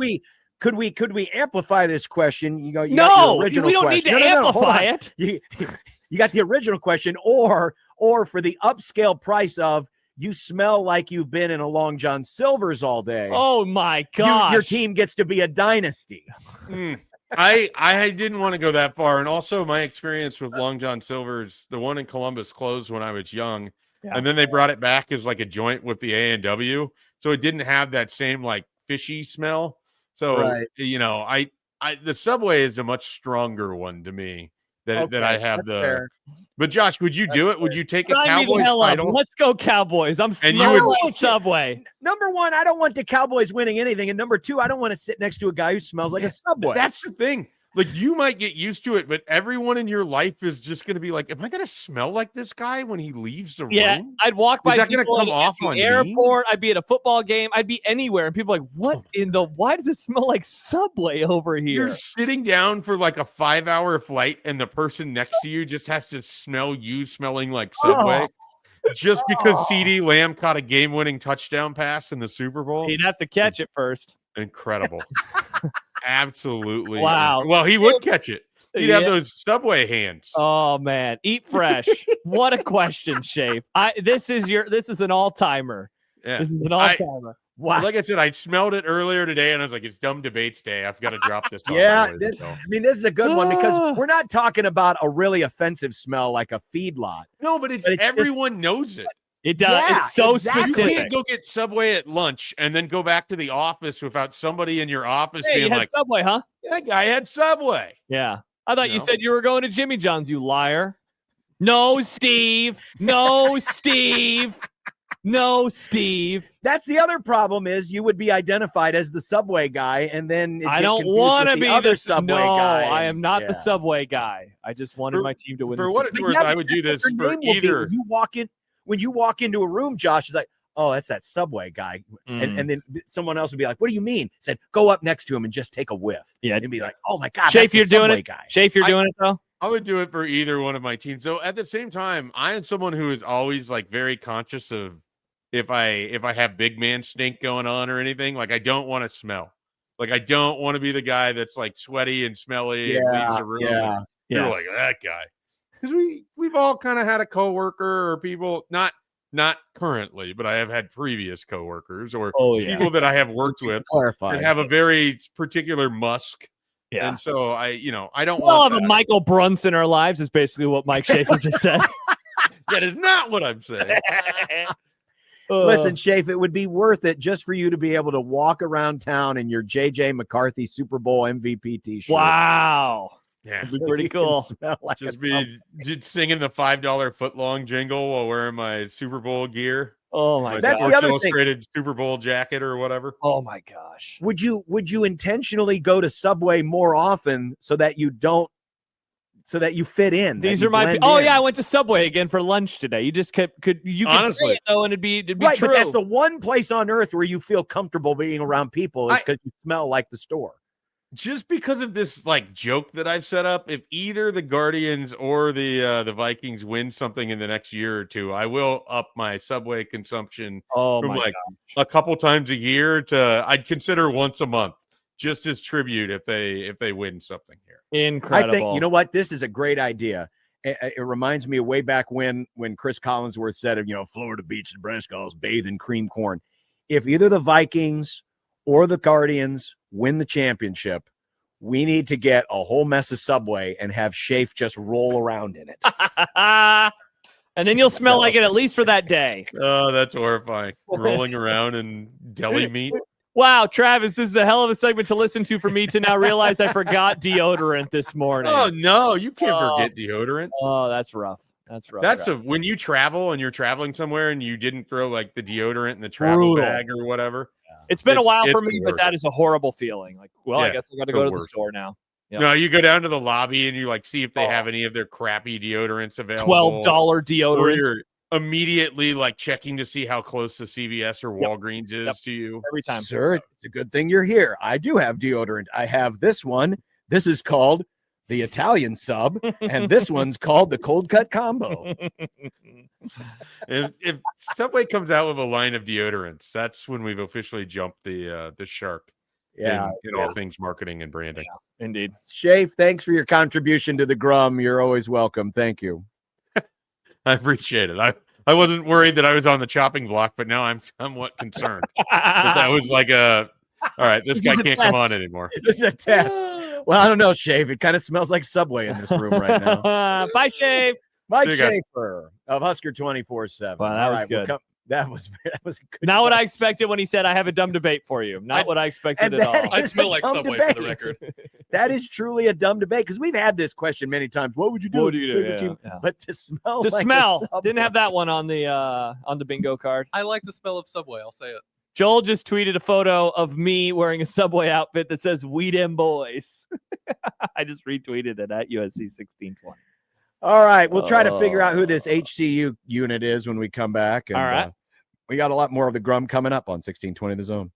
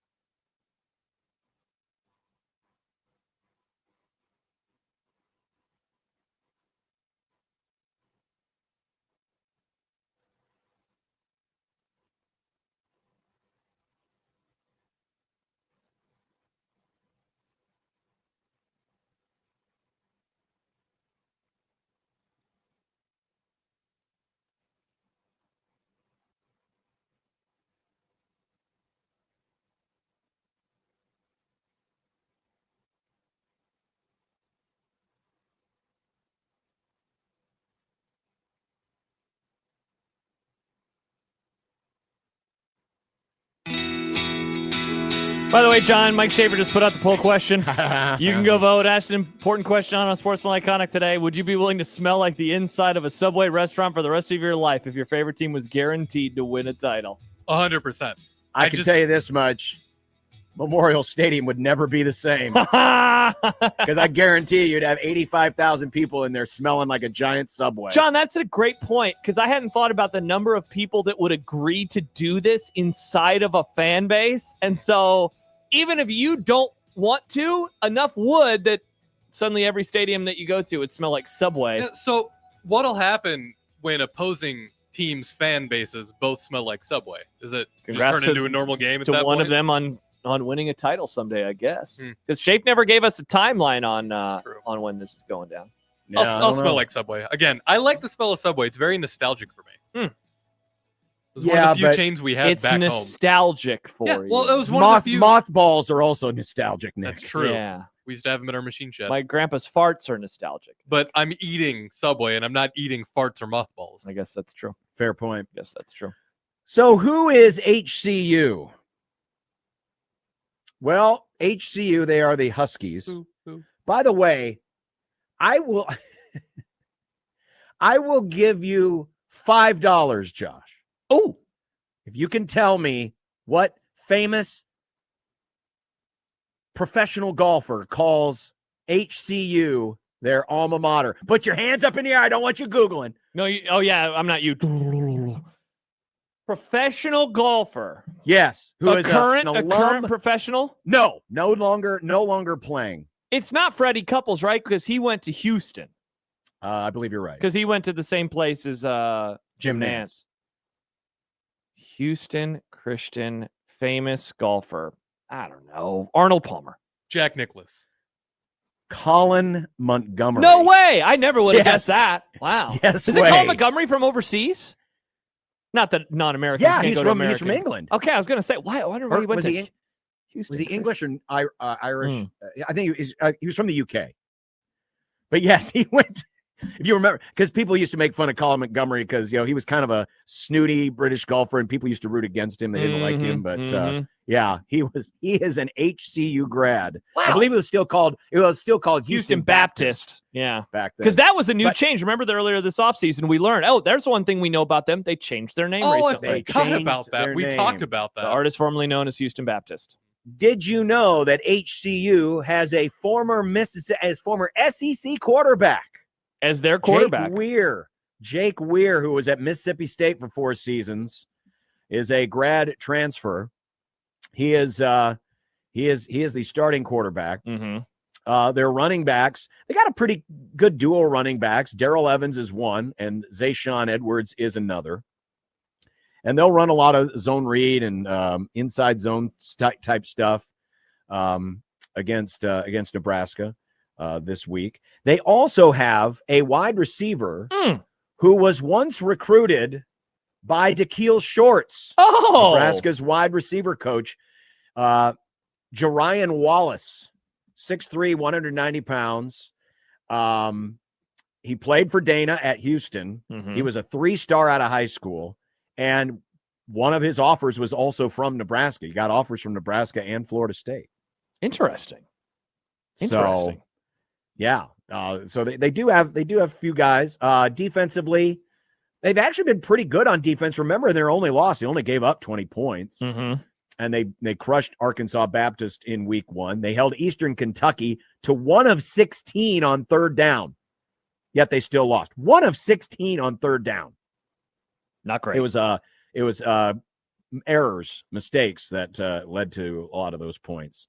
So, for an FCS team, and I just saw our buddy K Ford, he put out his FCS rankings. They're not one of the top FCS teams, but and I think was it Rule I think was the one that said it. They are from Texas, right? I mean, there's a lot of good players down in Texas. Sure, and for guys, especially maybe trickling down like their quarterback, coming down from an FBS level. That's why I think there is a chance this team will look better on the field than what we saw than last Akron week. did. Yeah. Sonny writes, how bad is HCU that there's not even a line for this game? there normally are not lines for FBS versus FCS games until the weekend. So Correct. that's not, I mean, yes. That's not unusual. Yeah. So, we'll see one. I don't know, maybe when you're doing predictions on Friday with Michael, honestly, we might have one by then, but if not, you'll have one on Saturday morning. So it is what it is. I think you're right, man. Like, the thing that I keep thinking about in this game is there's no way Nebraska's going to win 68-0 again. There was some chatter in the chat on YouTube a little bit earlier on in the show about like how will people respond if it's only 49-10 or something like that. And I would say, like, I really hope that a lot of folks are ready and understanding that it will not be what it was a week ago. They will get scored upon. I think this weekend they will not score as many as 68 points this weekend, more than the Akron game. This truly is one of those. Get through it, minimize any uncomfortability in the game. Of course, hope that you don't have any injuries and get on to preparing for Michigan. That's what this game is about. I'm going to say the same thing I said going into last week. There's not a lot good that can come out of it in terms of adding to your perception, which is why I've kind of been hesitant to get as excited as other people, about the whole 68-0 and, going out and dominating, which is great. It's what you should do, but I'm kind of with Matt Rule. This is what you should be, right? So I'm not going to look too much into what happens against an FCS opponent. The only way you can change your profile is if it's a negative, right? Definitely. If you do slog around against these guys, if you do look sloppy. So I'm not going to read a whole lot into the result of this game. I just can't, because again, you're punching, several so far weight classes down. Yeah. In a contest like this. So that said, I'm with Schaefer. I want to see a ton of backups, and I'd love it if Emmett Johnson were a healthy scratch, I'd be just fine. I know it really would be okay with me. I'm guessing I do not think he will have as many carries as he did. He will not have as many carries as he did last week. I think that we are going to see the backups more this time around, and maybe Schaefer is right. Like, it's not going to just be a whole half, but I really think that we will only see at the very most one drive in the second half with the majority of the starters. I think you get Dylan out of the game early as possible. And like, here's the positive thing, man. After this week, no real guarantee on when you'll even be able to get the backups in terms of deep into the bench beyond this game. I mean, I don't think Northwestern is very good. Let's see what happens to Maryland over the course of the season. Certainly UCLA could be one of those if Nebraska's playing football well. So this is one of those few opportunities you have left. Maybe you don't do it with an Emmett Johnson or the wide receiving core or the offensive line. John, I think it is okay to get Dylan Raiola out of the game as soon as possible, though, because you have two other quarterbacks you could give snaps to. Hell, you got three if you really wanted to go all the way down to your fourth guy. But you could get Latif a lot of snaps, get him out there, and get him opportunities. Like, I couldn't agree more with what Schaefer said in our previous segment. It was so nice to see a backup come in and throw and not just hand the ball off a bunch of times, because if he's going to get those valuable reps, he needs to run the offense. Exactly. So that was pretty nice to see. We didn't have this audio from Monday's Matt Rule session, but I liked when he was asked about Latif and, whether or not they were going to be mindful of the 4-game red shirt. And he said, no, TJ is our backup. So he plays when he needs to play. Yeah. And they're not going to be minding of that.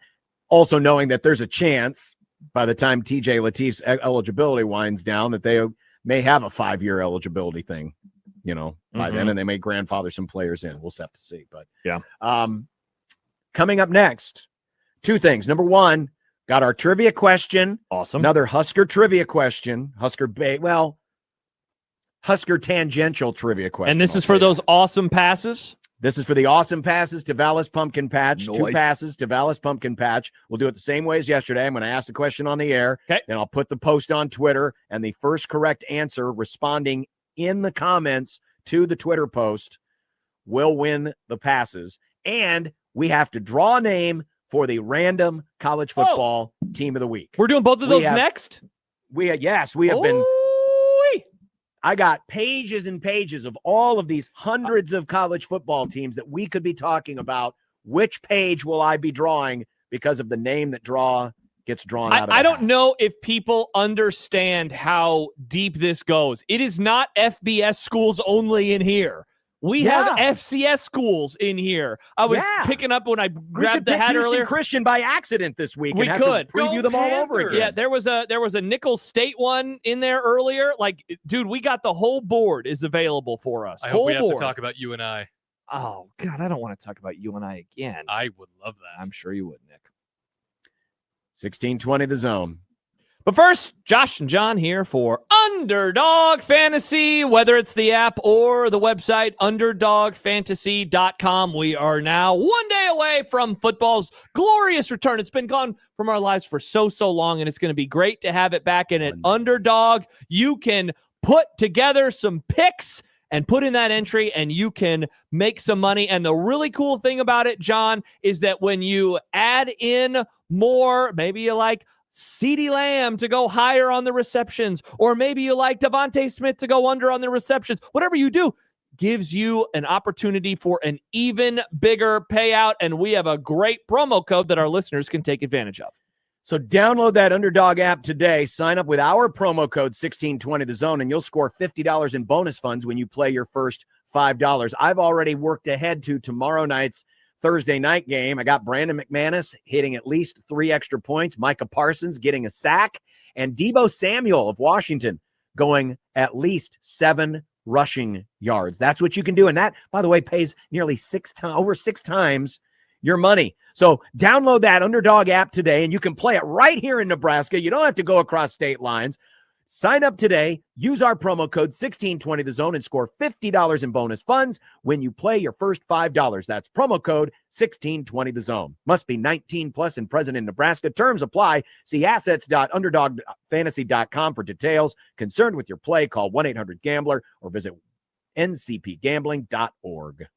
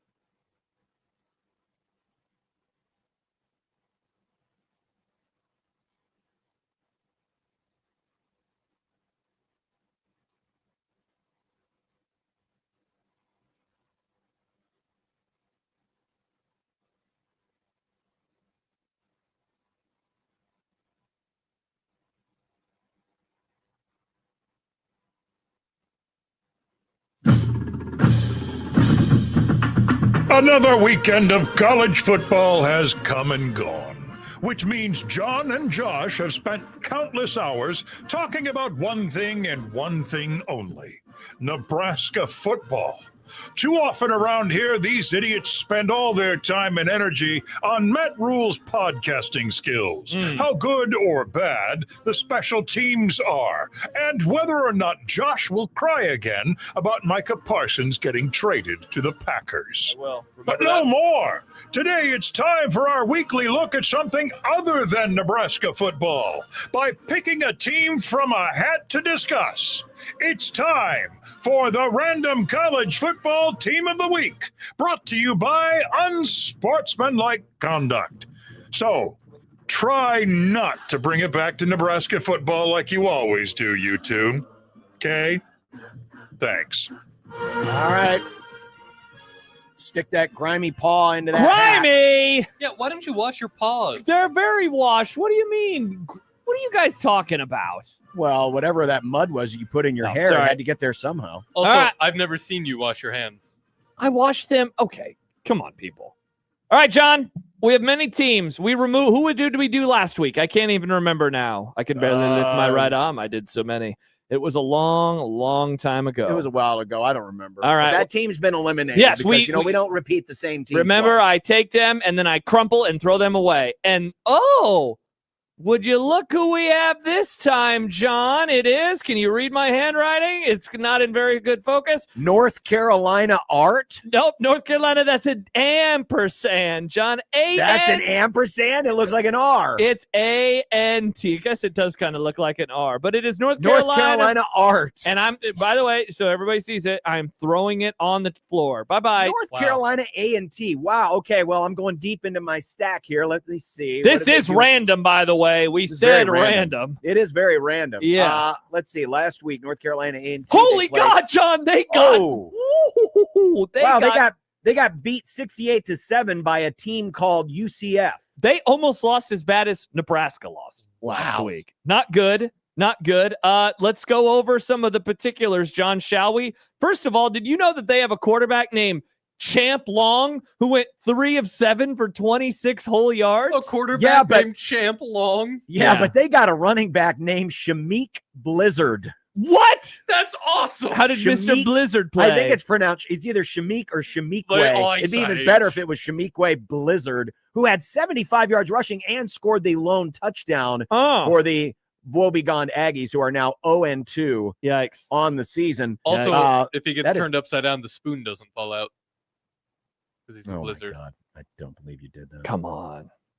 Unfortunately, North Carolina A&T was done in by a copious amount of turnovers. Oh, did they? They lost a couple of fumbles. They threw an interception. Oh, you can't have that. Meanwhile, this UCF team, they didn't lose any. So this UCF team was +3 in turnovers. That's kind of odd for given who their head coach is. But that the focus is not on. That's where what's his name went? Dan Mullen, the guy with the bumper sticker. The hashtag. We have it on our board over there. That's odd. Normally he turns the ball over quite a bit. Yeah, 560 to 200 total yards. I mean, just pure domination, John. Though they did get 5 first downs on third down conversions, so congratulations to them at least. I'm gonna tell you this. They had 36 minutes of time of possession. That's awesome. I'm going to tell you this right now. North Carolina A&T has some quality names. This might be the all-American team we mentioned Shamikwe Blizzard, Champ Long. If you scroll down to their defense, there's Cameron Dalrymple. Oh, my gosh. There's Kamari Blankumsee, Blankumsee. It sounds like a curse word almost. Blankumsee. Yep. Let's see. I like Marquise Hood. That's a fun name. Pee-wee Jones. Whoa, they have a guy named Cannabis. Cannabis Ali? Now, did they lose so badly? Wait, what? Where'd you see it? Sadiq Cannabis Ali. Did they lose so badly because their coach is seemingly only recruiting the coolest names that exist? Hey, you know what? Massive respect for the cool name team. This is awesome. Absolutely. I am not mocking these names. These are quality By names. the way, how about this from our great friend of the Grum, Amazing Daniel? A&T is my local team going to a game in a few weeks. Oh, well, that is awesome. It's too bad you didn't go to this game. You could have given us the review. But remember, Daniel, you need to A&T is now off the page for the rest rest of the season. Off the board. Amazing Daniel needs to get a cannabis jersey. Oh, nice, Nick. Is the number 420, Nick? Nice. Oh, what is Mr. Cannabis's number? I left the box score. I will go Sad. back. 94. Is 94 a fun weed number? I don't think so. Bummer. It could be, but I'll tell you this much: Weed Ali, says Mike. I like the it. North Carolina A&T defense is really, really bad. Yeah. How many big plays did UCF have? UCF's leading rusher, Yeah. Jaden Nixon, Yeah. had 156 yards on 4 carries. John, that is high school backup. crap. The backup, Ja'Cory Brown, had 106 yards on 5 carries. Oh my So gosh. you had 9 carries, 262 yards. Yikes. Between 2 guys. Well, I mean, I said what I did a couple seconds ago. Let me pull it up again. 36 minutes and 15 seconds time of possession that North Carolina A&T had the ball. So UCF only had it for 23 and change, and yet they scored 68 because they had a lot of big plays. Well, the good news is that North Carolina A&T is going to be punching back in their own weight class this week. They're going to be taking on Hampton. And according to the computer estimate, Hampton is only a 2.78 favorite. So North Carolina A&T with a shot to get their first win this weekend against Hampton. Well, good luck to North Carolina A&T. I will miss talking about them moving forward throughout the rest of the year. I will too, man. I want to know more about this Blankumsey. Yeah, me He too. was like the 3rd leading tackler. Very sad.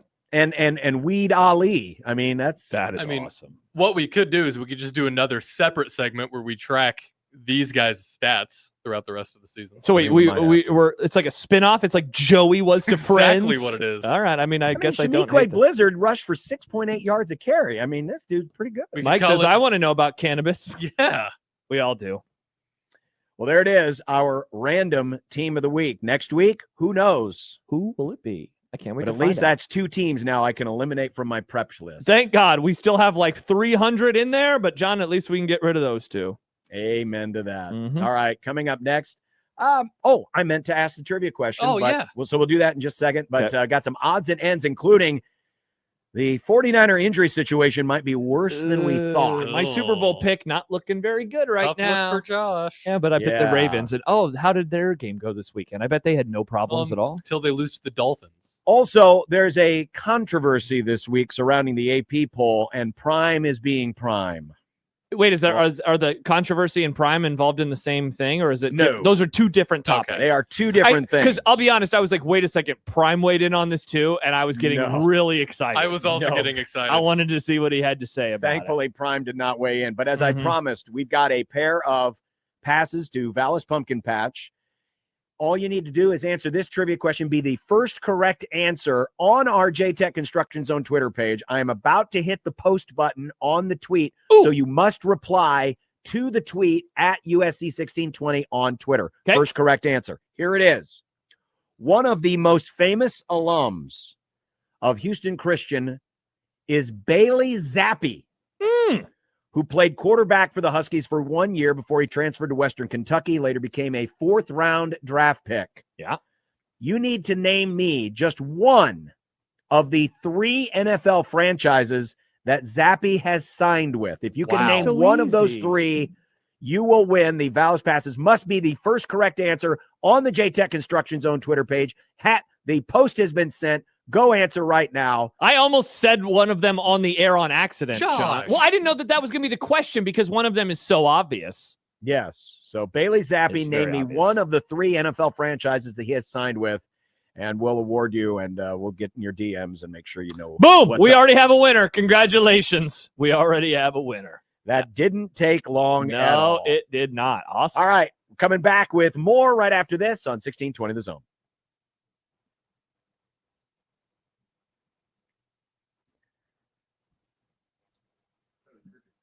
What? Oh, is he dead? Boy, things are going to get nasty.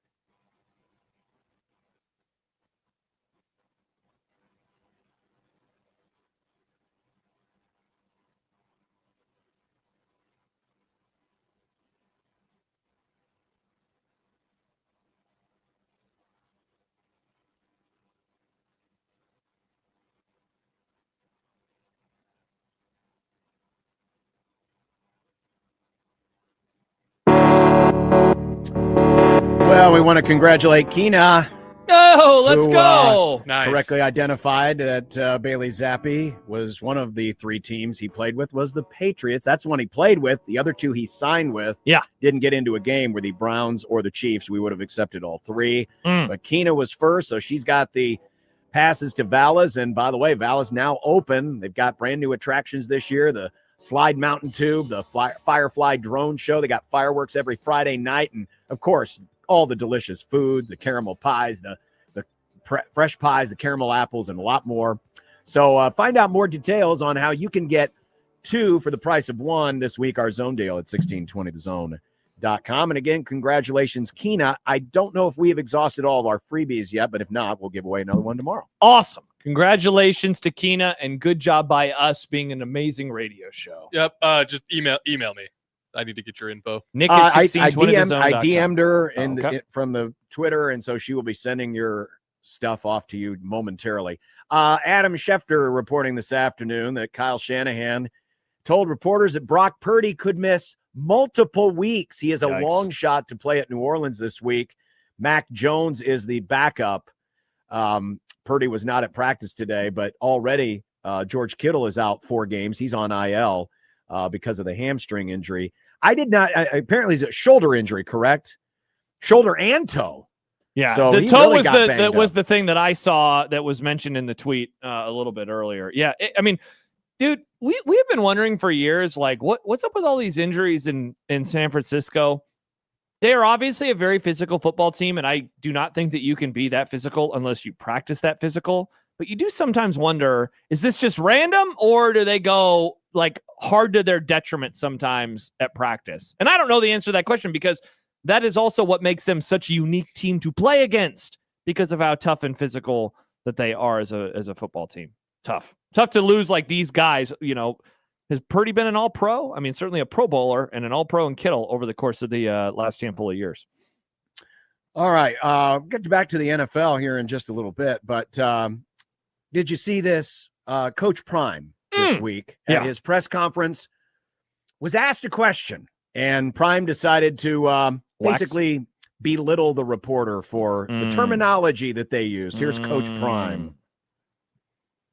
Are you concerned about what not having a solidified quarterback would do to the team? A solidified quarterback? Who has one of those? I got time today. Who has one of those? What does that look like? What does a solidified quarterback look like? What does that look like? I want to know. We play quarterbacks every week. What does a solidified quarterback look like? Yeah, that's what I thought too. Yeah. Oh, thank you, Lord. Thank you for that setup. Excuse me, sir? A number 1 star, a clear ahead number 1 star. I don't. That could mean something's up with your roster if it's clear. Then that clear guy goes down. What's up with the second one? I like where we are, man. I like what we have. I like what we're playing with. I like these dice I'm shaking. I do. I really do. I mean, I like some of the primisms. Like, I like these dice I'm shaking. I like that. I don't like anything else about that answer. Why do you have to be that way? Why do you have to be? I mean, I get it. Maybe he used the wrong terminology. He probably should have said, that's your, why your quarterback position was solidified. Yeah. Right. But he knew exactly but he decided to try to make an example of this guy and then went off onto this. Dion, let me fill you in. Dion, here's what a number 1 Nebraska has a number 1 quarterback. We know who Dylan Raiola is and he's going to start. Ohio State has a number 1 quarterback. We know who's going to play this week for them. Michigan has. You don't have to be this way. But unfortunately, Dion's got this bully pulpit of his when he sits down in front of all these media in Colorado that are just like, oh, Dion, you whatever you say, and one guy decides to ask a legitimate question. Because one thing, Dion, that you had last year was a solidified quarterback or a number 1 quarterback. He was your Louis. He was your luggage. He wasn't going to come out for anything. So you know what it means. It's a good question. What's it? He just phrased it wrong. He just phrased it a little bit wrong, and he decided to take it another way. And then even when he got the clarification, he didn't want to answer the question. Yeah.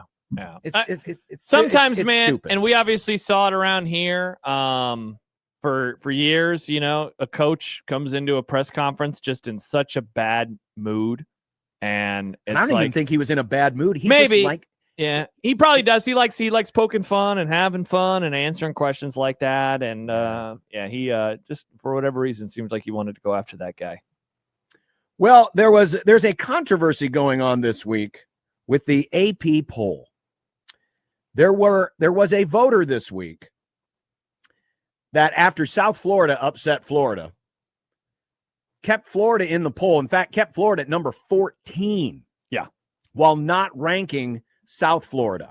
Mm-hmm. And there were a lot of folks who were like, what in the world? In what fact, happened? How could this happen? Some South Florida supporters called this person out on Twitter. The voter who covers USC. I was going to say she's from California, right? Yeah, she covers USC. She's from SoCal News Network, news group. Haley Sawyer is her name. And she got on an interview this week. Who is this with? Do you know? I think it's with The Spun, which is a part of I think it's with Athlons. I'm not 100% sure. Okay. That's where I saw the video, so that's who I'm going to credit. Okay. But anyway, she was asked about the vote. Here's what she had to say. What my votes are and what my process is. I wake up early in the morning after covering a game late in the night before. Don't want to go too much into my process or logic, but I will say I appreciate everybody's interaction on social media and all of your feedback. There's tons of people that vote on the AP poll, and it's not a perfect system, but at the end of the day, no matter who you pick, it does even out because there's so many people who vote. And like I said, it's really fun for discussion. It doesn't probably matter in the end, but I'm glad that people are having a really good time with it. I thought Ari Wasserman, friend of the Grum, of On 3, put it really well yesterday, where he basically just said, just admit you made a mistake and move on, because it is so that was a very condescending answer. And for the record, I think a lot of the responses to her also have been condescending in that, oh, what do you know? You're a woman. Just say, I screwed up. I made it, because that happens. Ralph Russo, another friend of the Grum, he used to run the AP poll. He has told stories, especially this week, actually, because of this has been such a large one around the country, about getting ballots back from people that vote in it and saying, hey, are you sure you meant to have that there? Are you sure you didn't forget this team here? Because she covers USC. She is at the USC game, and I'm looking at it right now, John. They played at 4:30 on the West Coast, so that game probably ended around 8 o'clock on the West Coast. She was then probably writing, doing interviews. Oh, yeah, it's late. It's late. Let's say that she got out of the building at 10 to 11, somewhere in there. She gets home. She's probably really tired from a long day. Crap, I got to do my poll. And so she's looking at the games, and she reads it wrong, or she just misses this game, or she's not paying attention, or whatever it is. And she ends up leaving Florida or doing whatever she did with Florida. I think that is a very common mistake that happens every year and every week in this poll, because it is voters outside of a couple national people. Most of the voters are beat writers, which is a wild thing about this, that they are covering one team and then they have to vote about the entire country, right? But instead, she decided to take the tack that she did. And man, it's just such a bad look. It is such a bad look, and it didn't have to be that way. No, it didn't have to be that way. It didn't help that the answer seemed kind of flippant and just kind of, it's no big deal. It's no big deal. Yeah. And I'm not even going to address the whole situation. Women can vote in this poll just as well as men can. Women cover this sport just as well as men can. I'm not going to address that nonsense and any of that crap. It's not about her qualifications as a reporter. As someone who appreciates what the AP poll is, okay, and it is a document. It is a living historical document of the sport. It's something that we can always refer back to, and we're going to be talking about it. We're going to be talking about it a few days from now. Nebraska's long losing streak against ranked teams. We have that because we have the AP poll, and it's just a measurement of the sport. It no longer picks the champion. She's right in that it doesn't matter. I think, it doesn't matter from the sense of it's not picking the champion. So it's not like, this isn't life or death. But you do need to take it seriously. Yes. And I'm not saying that she has to vote a certain way to be taken seriously. But in the way that she answered the question, it seems like she doesn't take it seriously. By the way, she was not the only voter. And I looked this up. Yeah, exactly. She is not the only voter that left Florida ahead of South Florida, who has beaten 2 ranked teams, by the way, out of the poll. There were like 5 other voters, all males, by the way, who voted for Florida over South Florida. So she's not the only one to do this. She was just the most out there because her vote was the highest, and it drew a lot of the ire. But it doesn't help in how you answer the question, and it doesn't help if your attitude is, well, this doesn't matter. Yeah, and because it does matter. If you're going to do this, if you're going to do it, take it seriously. It's like this, John. You think the Heisman is a joke, but I have no doubt if you got a Heisman Trophy vote that you would take it very seriously, because I think you would view that as, okay, it's a responsibility. Exactly. Part of my problem with the Heisman vote is you got a lot of people out there that don't take it seriously, and so I don't really take it seriously. Correct. And you can say the same thing, like when somebody has this type of answer that she did, that whole, like, I'm not going to take you into the process. Yeah, you're not going to take us into the process because you made a mistake. And for whatever reason, she decided that answer was going to be better than just owning up to it. And I mean, what do we say so often, John? It's not about the crime, it's about the cover up. It's not that I did something, Mom. It's that I lied to you about doing something. Yeah. And I think that's where, look, are there going to be jackwagons that are always mad at her because of that? She's a her. Yes, sure. Of course there are. But I know that I went into this story like, wow, that's pretty wild. Because honestly, this happens every week, so I don't really care. But she made it a bigger story by having the reaction and having that just kind of sly smile the entire time. It's like, all right, I guess if that's how you want to approach it. And I'm not saying that necessarily everyone has to reveal their process or justify their vote, but you are a media member voting in a media poll, and when people ask you questions about it, like, Sam McEwen was taken to task, for having UNLV, so high in his poll, and people went after him. But I bet you if people called him up and said, he would explain. He explained it. He'd either explain it in a story that he wrote, or you explain it if someone asked. He did. And I think there is a responsibility when you have a vote in this, because it is a conversation point. Yes, it's a historical record, but it's also a conversation point. And if it's that way, then the people who are in charge of doing it, who are all in the media, who are all used to doing interviews, should also, if they are asked about it or called out for it, they should respond and do so in a way that explains what they weren't, just not, throwing it off and saying, it doesn't matter. Yeah, that's what I love, for the record. That's what I love about how Sam approaches it, because, you mentioned the blowback. The reason he had UNLV 12 was because his top 12 in his initial vote was, these are the 12 teams I think are going to make the playoff. And thus he needed a G5 team. But you know what happened after week 1? He doesn't have UNLV in the top 12 anymore because they're not a top 12 football team. And so, I like how he approaches it because he explains himself. And, if you're going to do this, I think there does need to be some transparency. I am very surprised, again, that was the type of transparency that she decided to go with. And I do think, I love the AP poll in terms of the historical document. I am always just blown away by who votes in it, and not that I am being critical, because I know we've had a joke about it, make me an AP voter. I don't go to games, and thus I watch more college football on a Saturday than she does. Then Sam does, than any of our beat writers do, because I don't go to games. And so thus I am on my couch, and I have a much grander opportunity to watch 11 all the way until past midnight. And, there are only so many hours in a day, and the beat writers that go to games are focused for the most part on one single team. Once they're right, Sipple said it yesterday. He barely was watching the end of the game that he was covering, because he had already started writing about it. It's like, if that's the case, then how do we expect them to know what's going on in Florida, South Florida, beyond a couple of tweets that are showing up on their timeline? Meanwhile, I want to play a fun game. Okay. PFF has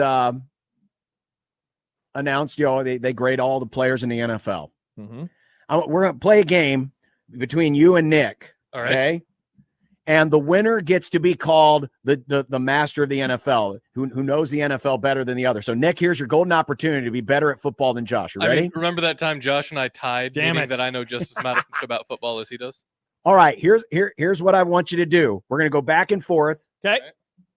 I want you to name me the top 5 highest graded quarterbacks on PFF in week 1.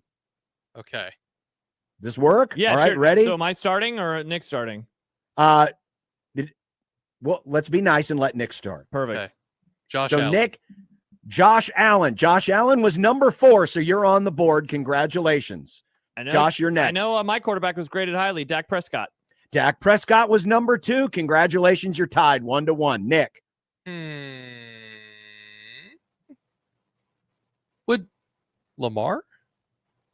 Lamar Jackson was not in the top 5 this week on PFF, so you've missed one. Josh. Aaron Rodgers. Aaron Rodgers was not in the top 5 this week, so wow. you're still tied. Nick. Crap. I'm bad with names of most of these people. If you name me a team. We'll help you out. Yeah, Herbert. Okay. Justin Herbert, number 5. Nick leads 2-1. There's only 2 names left in the top 5. So, Josh, you got to get going here. I'm annoyed because that was literally the next player that I was going to say. Let me see real fast. Let me scroll. John, was your guy Matt Stafford? Matthew Stafford was number 1. Oh, that's why we did the stupid exercise. That's all this is. Okay, there's one name left. One name left, Nick. Gino. Gino was not in the top 5. Josh. Baker, not in the top 5. Nick. Wow. Okay. Stafford, Prescott, Allen, Herbert. This person was number 3. Jordan Love. Jordan Love was not in the top 5. Josh. Gosh, I'm trying to figure out who scored a lot of points this weekend. Oh, wait, was it Justin Fields? Justin Fields, no. Okay. I was like, is it going to be some sneaky assy Nick? quarterback? Hurts. Jalen Hurts is No the way. correct answer. Really? Yes, Jalen Hurts was number 3, All right. just behind Dak Prescott. So, ladies and gentlemen, the new expert of the NFL Congrats, is Nick. Nick Grimm. I'm happy for Thank you, Nick. I know ball. Congratulations. Congratulations to Nick Grimm. Fins up. That is so Congratulations. awesome. Matthew Stafford, no one pays attention This to is poor the old only reason Matthew. we did this exercise. Yeah, of Yes, course. it It was that is. Matthew Yes, it Stafford is. was on here. Yes, Shout out to Dak. Not shout out to CeeDee Lamb, who dropped many throws on many sides that would have resulted in copious amounts of yards gained and maybe Right. even a game-winning play by the Dallas Cowboys. Yeah, Stafford was at 92.9, Prescott 90, Hurts 88.6, Josh Allen 87, Justin Herbert 84. Little surprised Justin Herbert wasn't higher. Yeah, or in terms of the grade, I mean, Yeah. I don't know what their proprietary formula is, but I thought Herbert was the quarterback I was most impressed with this week Yeah. in week 1. He went from being the most mid quarterback in the NFL a couple years ago But to now, guess who he has as his coach? being in the top 5. He has the man. Guess Jim who he Harbaugh. has is the guy who picked him to go to the AFC Championship. No, you had him going to the Super Bowl. All right, Super Bowl. I That's cannot right. believe this, John. Of all the people, you finally joined me on the Jim Harbaugh is good train. Do you still have No, your naked I didn't. Jim I'm not Harbaugh saying shirt anything to about give John? Harbaugh being good. I'm just saying, just pick their team. Give your naked Jim Harbaugh shirt to John. That is long gone. I'm confused by Sonny. Justin Fields is the NFC Player of the Week voting. He plays for the AFC Bro. I don't know what that is in response to. We were talking about the PFF top 5. Yeah, this PFF top 5, Justin Fields was not the NFC Player of the Week. That was J.J. McCarthy, Yes, exactly. who was also not graded in the top 5 according to PFF. You know a man who saw Justin Herbert this past weekend? And I can only imagine what his call was when Justin Herbert took off on 3rd and 14 and ran for 25 yards. John, have you ever seen such a spicy slide before? That was the spiciest slide in a generation by Justin Fields, by Justin Herbert. That was there was a famous picture. Creighton beat Wichita State once, and the winning run for Creighton scored at Rosenblatt Stadium. Yeah. And the guy who scored the run threw up the shocker. Oh my as he gosh. was sliding across home plate. Wow, that's amazing. It was a spicy slide indeed. Uh-huh. All right. Mitch Holthus will preview big game this week. Eagles and Chiefs, and Fired Up for Football is also coming up on 1620 The Zone.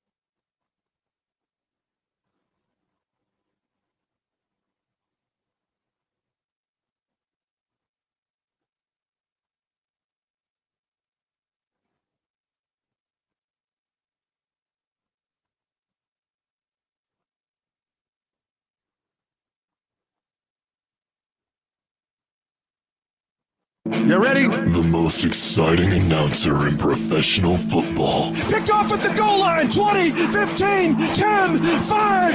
Jalen Watson. Welcome to the Nobody can paint a picture with words quite like he can. They might just be gargling in the nectar by that game. I think the rectal buzz that you get from the seat, maybe, The man, Touchdown!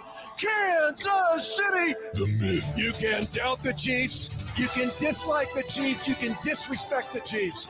You're going to have to deal with the Chiefs. the legend of the Hy-Vee salad bar. you want to chuckle just right now in the parking lot of the St. Joe Hy-Vee. Mitch Holthus. A 3-yard touchdown pass in overtime. Kansas City wins the game. 25-22. It helps our team to be successful and win. I'm down to do it. But and those aggressive catches, man, like those are the ones you want. I think the easy ones that come and go, you got to have those. But at the end of the day, when you get those tough ones where it's 3rd and 4, 3rd and 5, and you need to make a play, that's where you go to. And then you talk about the door hinge. The door hinge is something I take pride in, right? Someone who knows man versus zone and how to pick and how to, reroute for leverage is huge. And I've learned that a lot here being under this offense. That is Juju Smith-Schuster, but breaking news. Joining us in the video stream, Mitch Holthus, the voice of the Chiefs, brought to you by Hy-Vee, official grocery partner of the Kansas City Chiefs. First question for you, Mitch, because I get this stuff all the time when I'm broadcasting from home. Where's the Husker stuff in your background? Oh, yeah. Wait a minute. Forgot that. Although we've got enough Husker Vision folks walking around that it's don't have to go very far down the hall that you can find some. In fact, Young Brad Young is so excited. I need to bring up Bud Crawford, the pride of Omaha, and the fight. Nice. Oh, yeah. It's been the big talk down the hallway. So hail varsity down the line. And actually the whole debate of Jaskerness came up, and we got a dude from played for the Centurions from Cairo, Nebraska. We got Emma from Wahoo, home of the Wahoo Warriors. We got it all here, man. So we got enough Husker for you. Well, Mitch, as we just heard from Juju Smith-Schuster, he's kind of feeling like lone man Charlie out there, though Hollywood Brown is still there as well. But this receiver core with the injury to Xavier Worthy has now all of a sudden, really been stressed, and we're only a week into the season. Well, what kind of stinks is let's go all the way back to July of 2024 and walking down the hill in St. Joseph for training camp. We call it the 415 area code because it was Rashee Rice, number 4, Xavier Worthy, number 1, and Hollywood Brown, number 5. Fired up about those 3. They have never been on the field yet at the same time. And we're talking a year and a half. It's crazy how one guy will come back and then 2 go down. Or so it was at the beginning of the game. He's all over that. He's all over that game plan. And so it was a rough deal. Mitch, what is the expectation on the amount of time missed for Xavier Worthy this year? Haven't really. It's still very foggy. Yeah. Coach said today, no surgery for now. Basically, his comment was no surgery, at least now. So he says he's continued to rehab, but there's no definitive time there, Josh. Mitch Holthus, voice of the Chiefs, joining us here, brought to you by Hy-Vee, official grocery partner of the Kansas City Chiefs. The Chiefs only ran the ball 17 times. Now, when he did run, Pacheco averaged 5 yards a carry. Was that just more a function of what was happening because the LA was ahead most of the game? And do you anticipate that the running game will be utilized more this week, given how much success the Cowboys had running the football against Philadelphia? Cowboys were very creative in attacking Philadelphia in the run game. Now, having Carter get tossed out probably dictated some of that because the Eagles losing him was like us losing Worthy that early in the game. It throws everything off. But the Cowboys are like, why would we not run the ball? But I thought Brian Schottenheimer had a great plan in that game. And he used Turpin in jet sweeps and stuff like we like to do with Worthy. But this run game I still think is there. Pacheco's got his juice back. We know Kareem Hunt was very effective the other day in that game. And then Brashard Smith gives you some explosiveness either in the run game or short passing game. I still think that's all in play for this week against the Eagles. The main thing against these guys, and we know them like the 49ers, it almost feels like a division game, even though they're NFC because we played them so much. You have to take the fight to them. They want to dictate terms to you. They've won 15 straight games when Hurts has been healthy from start to finish. And what they do is like, this is the way we're going to play. Here's the rules we're going to play with, and you're going to play by them. Well, somehow you got to get them off that grid, whether it's running it or throwing it, preferably both. Yeah, and Mitch, on the other side of the ball, what does getting them off that grid mean? It was really interesting because Hurts had so much time to throw, yet his average depth of target was not very far down the field. I was honestly blown away by how few times I heard Mike Tirico say Smith or Brown out there in terms of just trying to get the ball to the wide receivers. What did you see from that side of the ball? Honestly, I think the Eagles adjusted their game plan knowing that they were having a hard time stopping Dallas. They were running the ball to keep the ball away from Dallas. I think that's what took them away from any kind of targets to A.J. Brown until at the end of the game. They'll throw more this week. Goddard was involved. Those receivers are so good. And Jahan Dotson gives them a little action. So they'll throw it. They'll try to be more balanced as well. But it's really Hurts in the run game. I'm still trolled by Eagles fans after I said, in Super Bowl week last year, like if you just kind of mitigate Saquon Barkley, you got a real chance to win the game. And then Hurts played so well in the passing game. But the big difference in the Eagles now is Hurts in the run game. He has 57 rushing touchdowns by a quarterback. That's an NFL record, 52 in the last 4 years. What was interesting, you guys, about the Dallas game was that he had the 2 scramble runs for touchdowns. Yeah. Last year, he had 14 throughout the season rushing touchdowns. All 14 were either quarterback draws or design quarterback powers or tush pushes.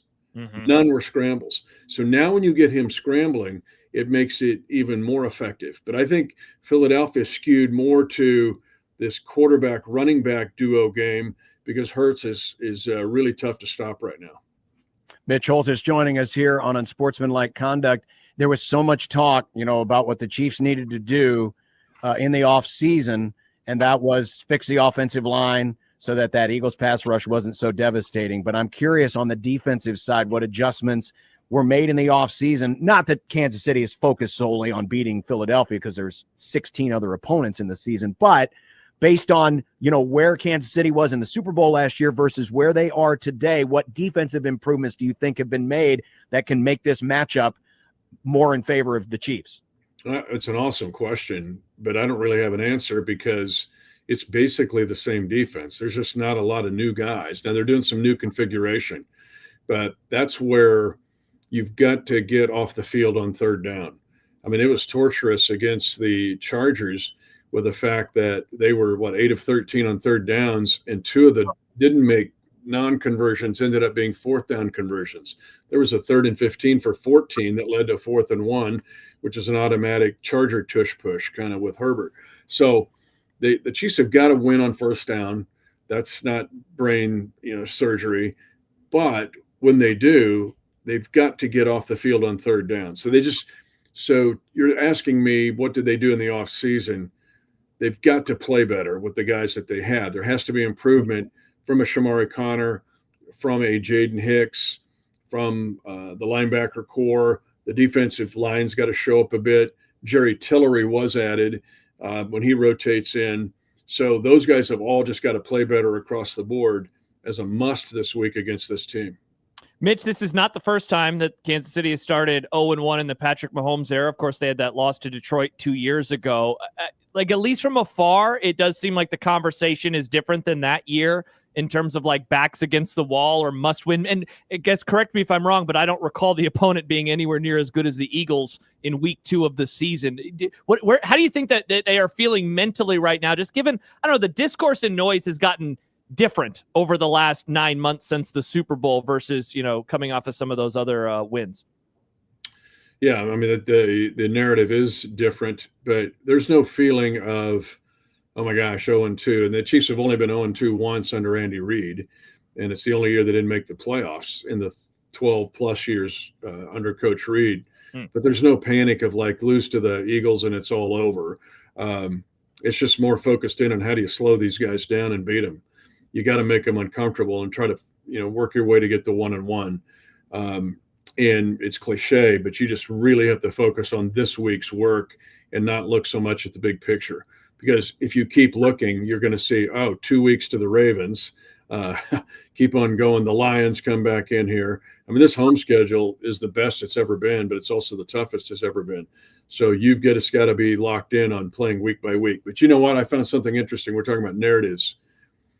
This is what's interesting. So last year, the Chiefs won 9 straight one-possession games. Oh, you can't do that. I mean, oh my God, they can't live that way. Well, wait a minute. If they would have won the game the way the Bills won it against the Ravens, it would have been they gave up 40 points and still won the game. Now it's the Bills doing something monumental.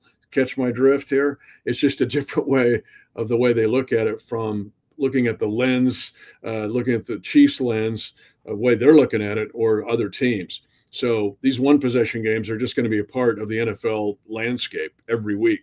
So for the Chiefs to do what they did last year was actually awesome. But they got to figure out a way to win this week. And it will be the late afternoon kick. And of course, you'll be able to hear it on News Talk 1290. Mitch, when we were up there or down there in Kansas City a couple weeks ago, we thought, well, we need to leave a gift basket or something for Mitch in his broadcast booth. Josh decided on dairy products.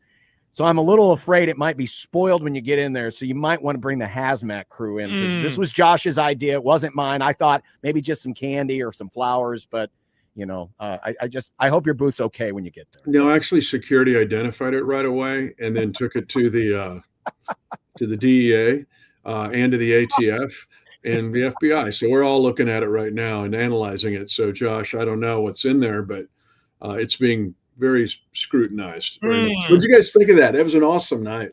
It was great. fun. It was really great. The crowd was tremendous. I mean, Mitch, it felt like a Chiefs game because, I mean, same colors. All the and red, it was yeah. 99% in favor of one team. It was a lot of fun, and it's a really nice setup up there too. And I didn't know you guys got candy all the time. And we don't get candy in our press box. That's awesome.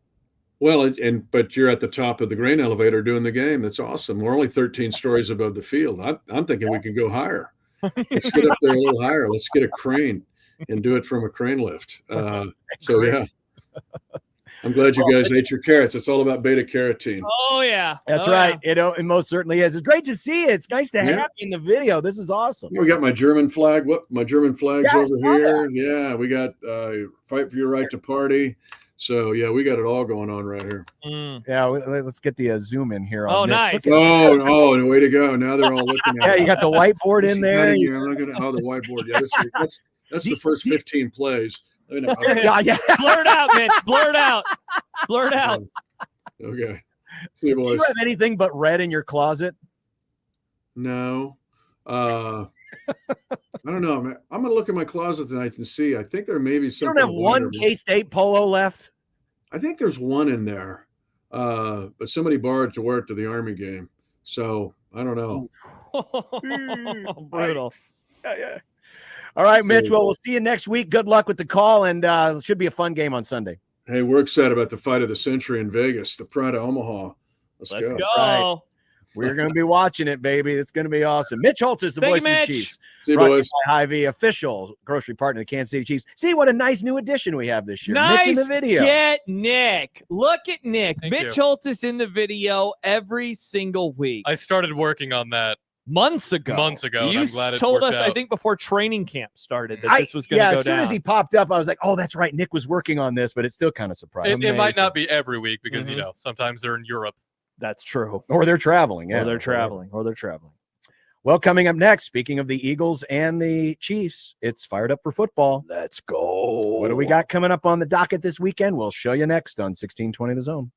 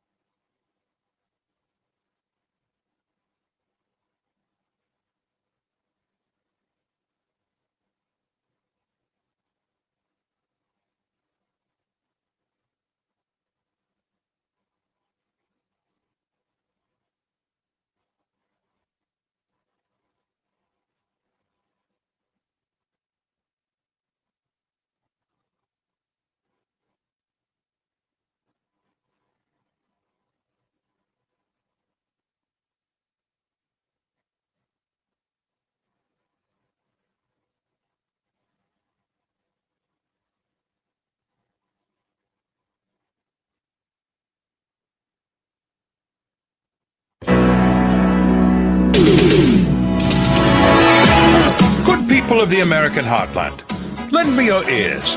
The greatest news since the restoration of the Cracker Barrel logo is here. It's football season. Time to turn your attention to those wings on the grill and to yelling at the telly every time Desmond Howard opens his mouth. In the college game, the Big Ten Conference tries for an unprecedented third straight national championship and pins their hopes on James Franklin and Penn State.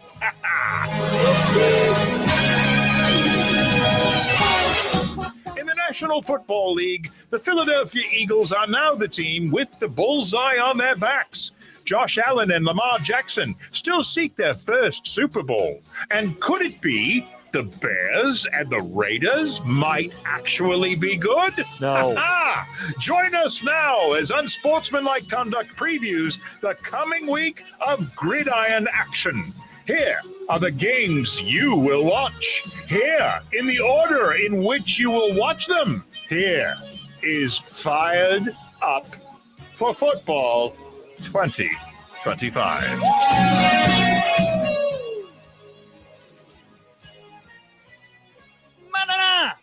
Here we go. Fired up for football. Week 3 of college, week 2 of the National Football League. And we start with the college slate. Nice. Both Thursday. Yes, there is a Thursday night game this week. Apparently, NC State and Wake Forest do not fear Green Bay or Washington.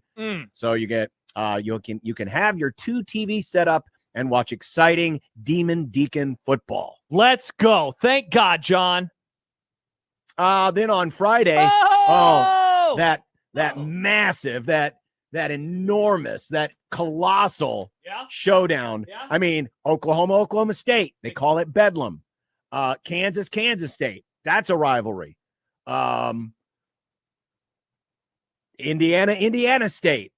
Definitely a rivalry. Oh, John, look, I got my binoculars. I'll be looking through them. I can't wait. Nick, holy God, your face is so close. Hey, can you do me a favor and can you see if Cream Puff Kurt has any cream puffs in his back pocket? I will ask him for you, just for you. Yeah, you can tell him that. Oh my God. Indiana and Indiana State. Indiana. Can you get that ugly thing off my TV here so I can read the rest of the slate? Needs to be on there, John. No, he doesn't, because I can't tell you that Colorado's at Houston on Friday night. Oh, hello. Friday night, Fox football is back. Hello. Isn't this Kansas a non-conference? State and Arizona? I believe this is a non-conference game between Kansas State and Arizona. I don't know. And New Mexico and UCLA. Woof. Whoa, that is trash. On to Saturday. The afternoon slate, big Oregon Northwestern. Wow. Yeah, big noon kickoff's going to waste their day in Evanston, where Josh was. That's true. They really wanted to do one game from the tiny baby stadium, and they're going to do it when they play Oregon, and that game is going to be over in a quarter and a half. Well, don't worry about watching that because you have a good ACC matchup, Clemson and Georgia Tech. Oh, hello. Clemson, a short road favorite. Short road favorite, John. Will Oklahoma be a little sluggish? Will they have a little hangover after their win last week? They go to Temple. What a weird Can you imagine Nebraska going to Temple? I know that Nebraska has done some weird, strange non-con road games before. The one that comes to my mind is Wyoming in 2011, but at least that's local. Southern Miss. Southern Miss, that's okay. This is like that. But, Southern Miss was solid back in those days. This one makes zero sense to me. I don't know why they agreed to it, but I kind of enjoy it. Wisconsin at Alabama at 11 o'clock on gross. ABC. Yikes. CBS gets stuck with USC and Purdue. Oh, my gosh. They spent so much money, and that's the game they get. We have not one but 2 ranked on ranked matchups. Let's go, baby. In the mid-afternoon window. Georgia, Tennessee, and look at the little old CW. Amazing. Gets number 18 South Florida at number 5 Miami. What a game. That is awesome. Congrats to the CW, and congrats to all of us watching football in the 2:30 window. It could be absolutely awesome. It could be. Oh! And, of course, look at that. 11 o'clock kickoff at Memorial Stadium. 16:20 the pregame kicks off your Saturday morning at 8:30. Noise. 16:20 the zone and 101.9 the keg. And like we've said, Nebraska football is merely the meat in the 16:20 the zone, 16:20 the sandwich. Nice. Because Yum, yum, yum, Big Red yum, yum. Overreaction will be afterwards as well. With John Bishop. So you going home after the pregame show? Yes. Oh, I'm sorry, John. Sorry, John. Saturday night. Oh, Saturday night. Ohio State. See, another great in-state rivalry. Gosh, you love to see 'em. Ohio State. They get to play for the honor of who's the better team in Ohio. Nice. ESPN will have Arkansas Ole Miss. Oh. This would have been a ranked I matchup. know. Florida ruined it. If it weren't for Florida. Florida ruined it.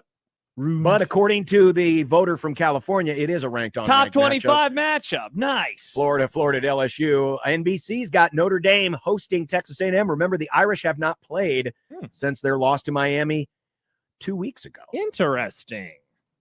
Vandy is at South Carolina. Dude. On SEC Network. That's a good matchup. That is a very good matchup, and Vanderbilt very much could win this football game. And late night, Minnesota and California. Dude. Don't sleep on the Golden Bears. They're 2-0, and they've won both games by multiple scores. Awesome. So that could be a nice early test for No, it'll be a late test, John. It's at late test. Early season test, late night test. 9:30 p.m. Oh, football. To the NFL. Thursday night prime, Commanders and Packers. Noon on Fox, Bears and Lions. Noon on CBS. Sorry, Broncos fans, you're not getting a benefit 2 weeks in a row. It'll be Bills at Jets. Ugh. Yeah. And then everybody, the whole world, on Sunday at 3:25, we'll get the Eagles and the Chiefs on Fox, so we get to all enjoy the Tom Brady experience. I cannot believe that this game is so early in the season. Super Bowl rematch, they usually save that stuff for later in the year, but it is early in the season. Also, John, we can officially rule the Cowboys-Giants rivalry dead in terms of national interest. Not only is it at noon, it's not even on in Omaha. Sad. Question for you. What's your question, Nick? Is there a world where Tom Brady gets accused of cheating because he's watching a division rival play a football game and he's talking about it? What? Do they still have that ban? Do they still have that ban where he can't talk to the No, he's teams or allowed. Can't be He's allowed to go to those meetings now, John. He's allowed to. The Chiefs are going to be very quiet with what they want to do. On NBC, Sunday Night Football, Falcons and Vikings. That's interesting. And then it is a true doubleheader, folks. This is not a the doubleheader. This is an actual doubleheader, not a fake doubleheader. Not the non-doubleheader. Bucks and Texans on ABC and ESPN, and then at 9 p.m. Go Chargers and Raiders. I mean, look at that. It's still not a true doubleheader. There's going to be overlap. No, Nick. Okay, Nick, it's still a 3-hour window. We can call this an actual. This is a doubleheader. You need the game to start exactly a second after the other game ends. Yes, that's bad. And oh, by the way, would not surprise me if they pushed if the first game's running a little late that they push the kickoff back a few minutes for ESPN. Are you going to stay up and watch both games, John, until it ends, or are you going to go sleepy because you're an old man?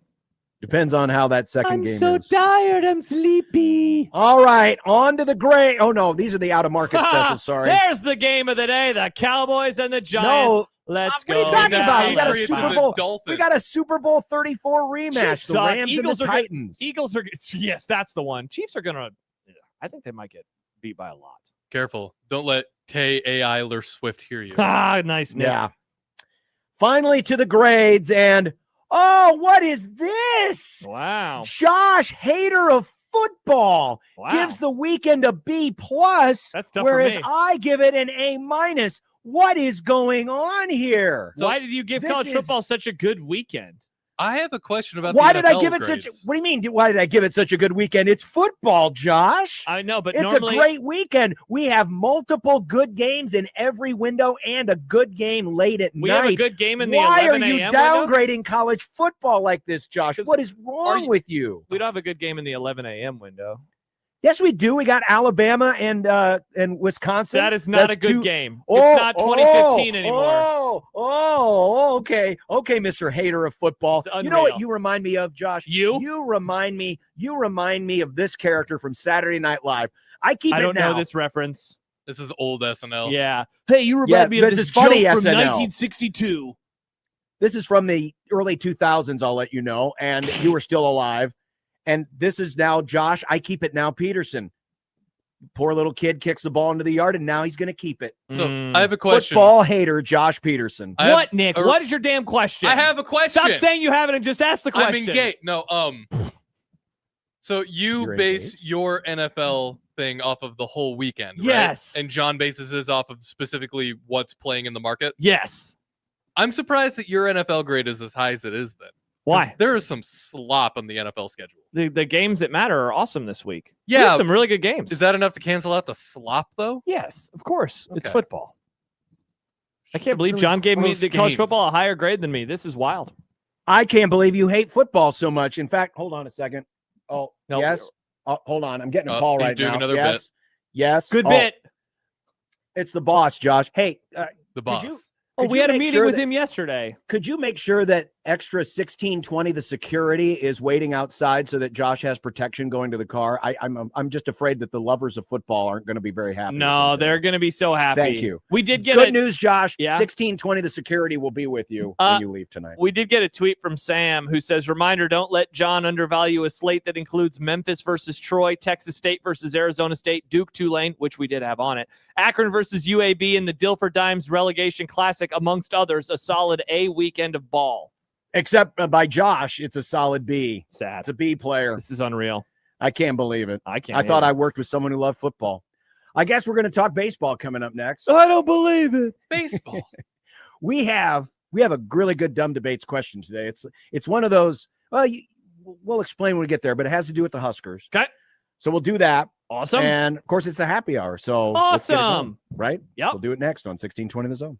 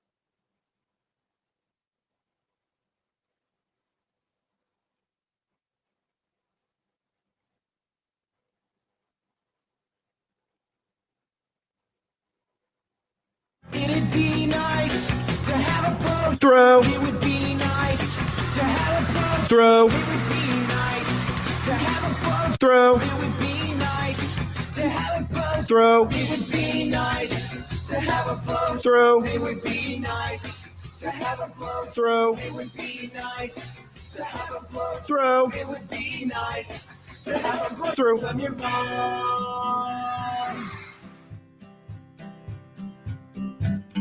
Listeners and not to, we did anyway. Dumb debating. John's computer sucks. Macs are the only way. Dumb debating. Fullbacks are running backs, hamburger steaks. Josh is too dumb to eat a cupcake. Melee debates. Does John like Nebraska or Creighton? Just three radio hosts on air. Dumb debating. Die for the pylon or give up on the plate. Dumb debating. Millennials are great and old should go away. Dumb debating. Rarely do we find any common ground. Josh wants his food to be the best around. Even if it gives him fatal flatulation. Just three radio hosts on air. Dumb debating. When a tree falls down and nobody's around, you can bet your ass it won't make a sound. Water ain't wet, you know nothing about hydration. Just three radio hosts on air. Dumb debating. Just three radio hosts on air. Dumb debating. Yeah, Rob. No, I'm serious. Can we just do this? All 100? Yes, all 162 games. Thank you. Oh, and by the way, don't listen to Farron when he talks about realignment. It's stupid. Yeah, thanks, Rob. Bye. Oh, I was just talking to Rob Manfred. I'm just trying to get the Brewers to play the Rangers all 162 games of the year because the Rangers won again today. So thank you, Rangers. Thank you. I don't believe that John was talking to Rob Manfred because there was less cursing than I assumed. Yeah, you didn't call him a giant idiot. Well, because if he makes my dreams come true, then he won't be a giant idiot. Interesting. Welcome to Dumb Debates, the time of week where we get to unwind a little bit. Yeah, sometimes we debate sports, but sometimes we debate other things. We can debate anything, and we can do so in a civil, intelligent way. Because that's the whole definition of dumb debates. It very much is. It very much is. If you missed it earlier, Mike Schaefer had a great dumb debate question. Oh, my gosh. That involved smelling like the inside of a Subway, not the actual Subway, but a sandwich shop. You'll want to check that out in the radio replay or just rewind if you're watching on our YouTube channel. By the way, he did a poll question about it too.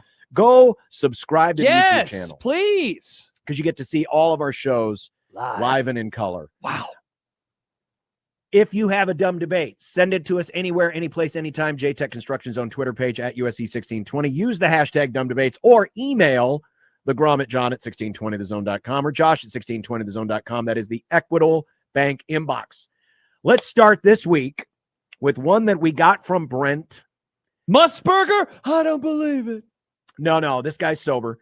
Brent says there has been iterations of this on social media, and it became a topic of debate at our tailgate last weekend. Oh.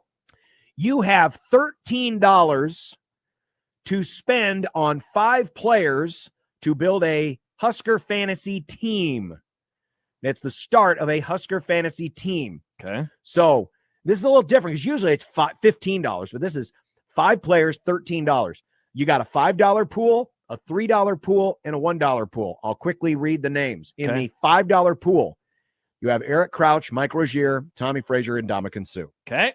In the $3 pool, Grant Wistrom, Johnny Rogers, who's worth more than 3. Yeah, Irving they Fryer, did a bad job with the money doled Will out. Yeah. Shields, Amon Green, Trey Palmer. Okay, what? Trey Palmer. Well, they did a terrible job putting together. No offense. Turner Gill, Levante David. Okay. In the $1 pool, Randy Gregory, Kenny Bell, Amir Abdullah, Taylor Martinez, Kyle Vandenbosch, Mike Brown, Mo Purify, and Barrett Rude. All right, they did a terrible, terrible, terrible job in terms of how to do this. So let's put the team together. So we need 5 players. Just forget about what you think of who's in. No, this is awesome. It allows me to get great value here. Grant Wistrom, $3. That one is so easy. I'll also go with Levante David. So now I'm at $6 right now. Of course, I'm going to add Mo Purify. So now I am at $7. Also, I will go with Turner Gill. Now I am at $10. So I have $5 left and I have to have one more player. I'll go with Mike Rozier. Boom. Congratulations. I'm going to destroy every team that I play. Interesting. Yeah. Well, let's see. There's a lot of, I could literally pick all 5 guys from the $3 pool. Yeah, seriously. you And could. if I did, I would go Turner, Johnny, Shields, Amon, and Wistrom. Nice. Great. If I Awesome. were doing the $3 pool. Sure. But I'm going to do this. I'm going to take. Oh, wait, that would get you to $15, John. So you actually have to do. Oh, that's right. Oh, yeah, I have to do a couple. Okay, that's so you right. Have So to do 4 threes and then a 1. all right, so take out Wistrom. Okay. I'll keep David, and then I add what? 2 more out of the $1 pool. Mike Brown, easy. Mike Brown. And did I get a running? Yeah, I got a running back in Amon. I got a quarterback. I'll go Randy Gregory. Okay. I think I got something. What do you have, Nick? I'll take Rogier. Okay. Big Mr. Sue. Okay. Kenny Bell. Purify. Gregory. Okay. I mean, all of those teams are good. I am still baffled. Trey Palmer in the $3 tier. And why is it $13 and not $15? I don't know, but offense, it makes it easier. I mean, 13 No is offense, different Brent. than 15. Sure. It's still a Maybe- good question. Maybe he picked what he wanted, and then he's like, "Oh, that's a $13 thing, so that's just the baseline." Perhaps it is. Sam writes into the JTech Construction Zone Twitter feed, a fine place to find the Grum.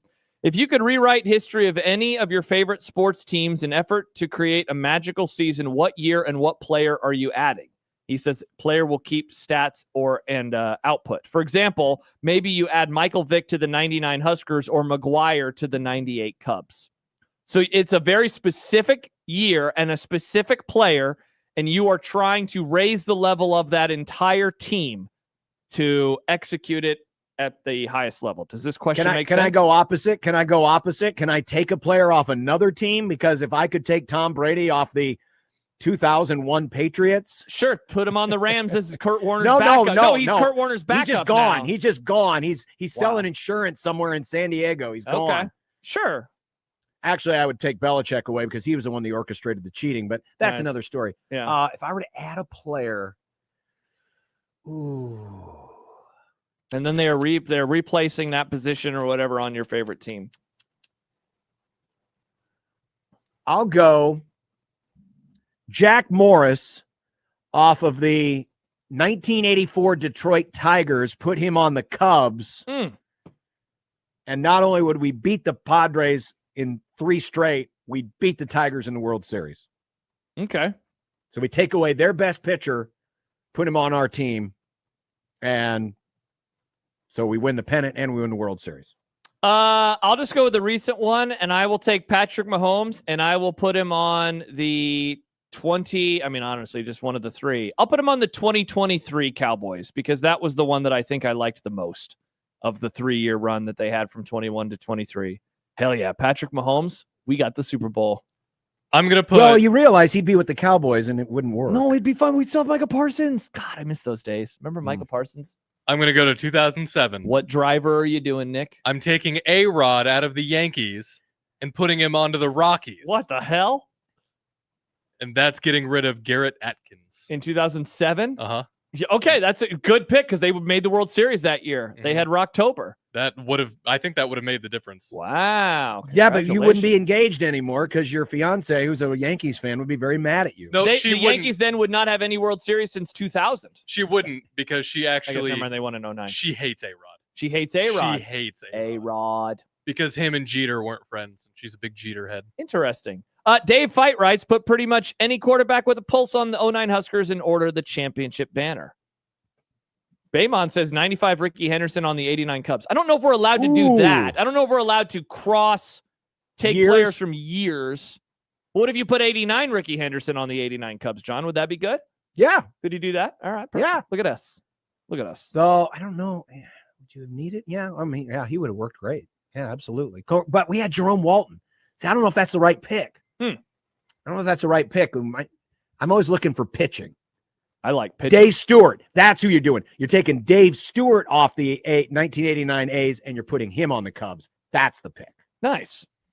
I got a text from Aaron and Papillion. Oh. We got a text. It wasn't sent to my phone. What names you would consider old people's names should make a comeback? An example, my grandmother's names were Hilgrid and Mildred. My grandfather's names were Warren and Harold. You hear them sometimes, not often, but I had great uncles Enos, Edwin, and Arnold. Nice. Do you know anyone under 70 named Enos? Okay, first of all, it's pronounced Enos. Enos? It's not no, Enos? Enos. My bad. Enos sounds like a Greek hero. I love Enos. Enos? Enos is a great name. Enos rhymes with something. My great-grandfather. Yes, Venus. My great-grandfather, who I never met, his name was Ernest. That was the first name that came to my mind, Nick, and because I was thinking of what were the movies, John? Ernest Does Blank. Ernest goes, yeah. Ernest was always doing things. Ernest was the first name. Yeah. What's Skip Bayless's wife? Like Ernestine? Like that is such a wild old school name. That Ernestine. I feel like we don't get much Henrys in 2025. We don't get much Henrys. Is this true, Nick? I don't know any Henrys. Aaron. There's a lot of Aaron. Hank- Everyone, there's Hank Aaron's Aaron. everywhere. Well, I guess Oh, he's- no. yeah, R.I.P. Oh, there's a lot of Henrys. Yeah. A lot of Henrys. Man. I think something's going off in your house, John. Is that an alarm? Is everything okay? Yeah. A it's radon just- detector. Whatever. Yeah, Hope no, not. the radon detector's Better not be. fine. Yeah. Well, the radon detector's been going off all the time because it's me. I'm glowing. That was my joke. That's what I was Oh, my I bad, see. Nick. I apologize. Eleanor. Eleanor writes Eleanor's a good one. Eleanor Rigby. Well, so I looked up for S's and G's the top names of the 20s because you were born in the 20s. The Roaring 20s. You might have been in World War II. Remember the war? These are all very normal names for the 20s. Okay. Like Harold is kind of sticking out to me a bit. Walter, that's sticking out a little. White. Eugene's a pretty good one. Yeah. Ralph. Clarence. Oh, there's Ernest. Norman. Like Rockwell? Sure. The painter? Yeah. Yeah, there's not a whole lot of Lloyd, By the- Elmer. By the way, multiple people, including Dave Fight and now El Scorcho, say that there are a lot of Henrys in schools. Yeah. So it's made a comeback. Wow. Oh, yeah, it's made a comeback. Shout out. Hubert says Andy. That's a good one. Claude. Van Dam. Roland. Interesting. Congrats on the 20s for having normal names. There you go. For having normal Except for names. Edmund. Yeah, but not as cool as the names on North Carolina A&T. Well, yeah, you're never going to beat that. I've got one. Okay. I've got one, guys. All right. So this came up during the bachelor party the other day. Oh, is this a Magic the Gathering question? John, No. turn off that damn alarm. Holy hell. It's been going on for 2 minutes. What is happening? Oh, hold on. Tell your wife to turn it off. She's not here. Oh, well, it's fine then. We can deal with it. All right, Nick. I'll be back. Nope. Okay, bye, John. You didn't have to turn off the camera. It should- could have just sat there. Should I just wait to share this I question? guess then? so. Okay, I guess we can vamp.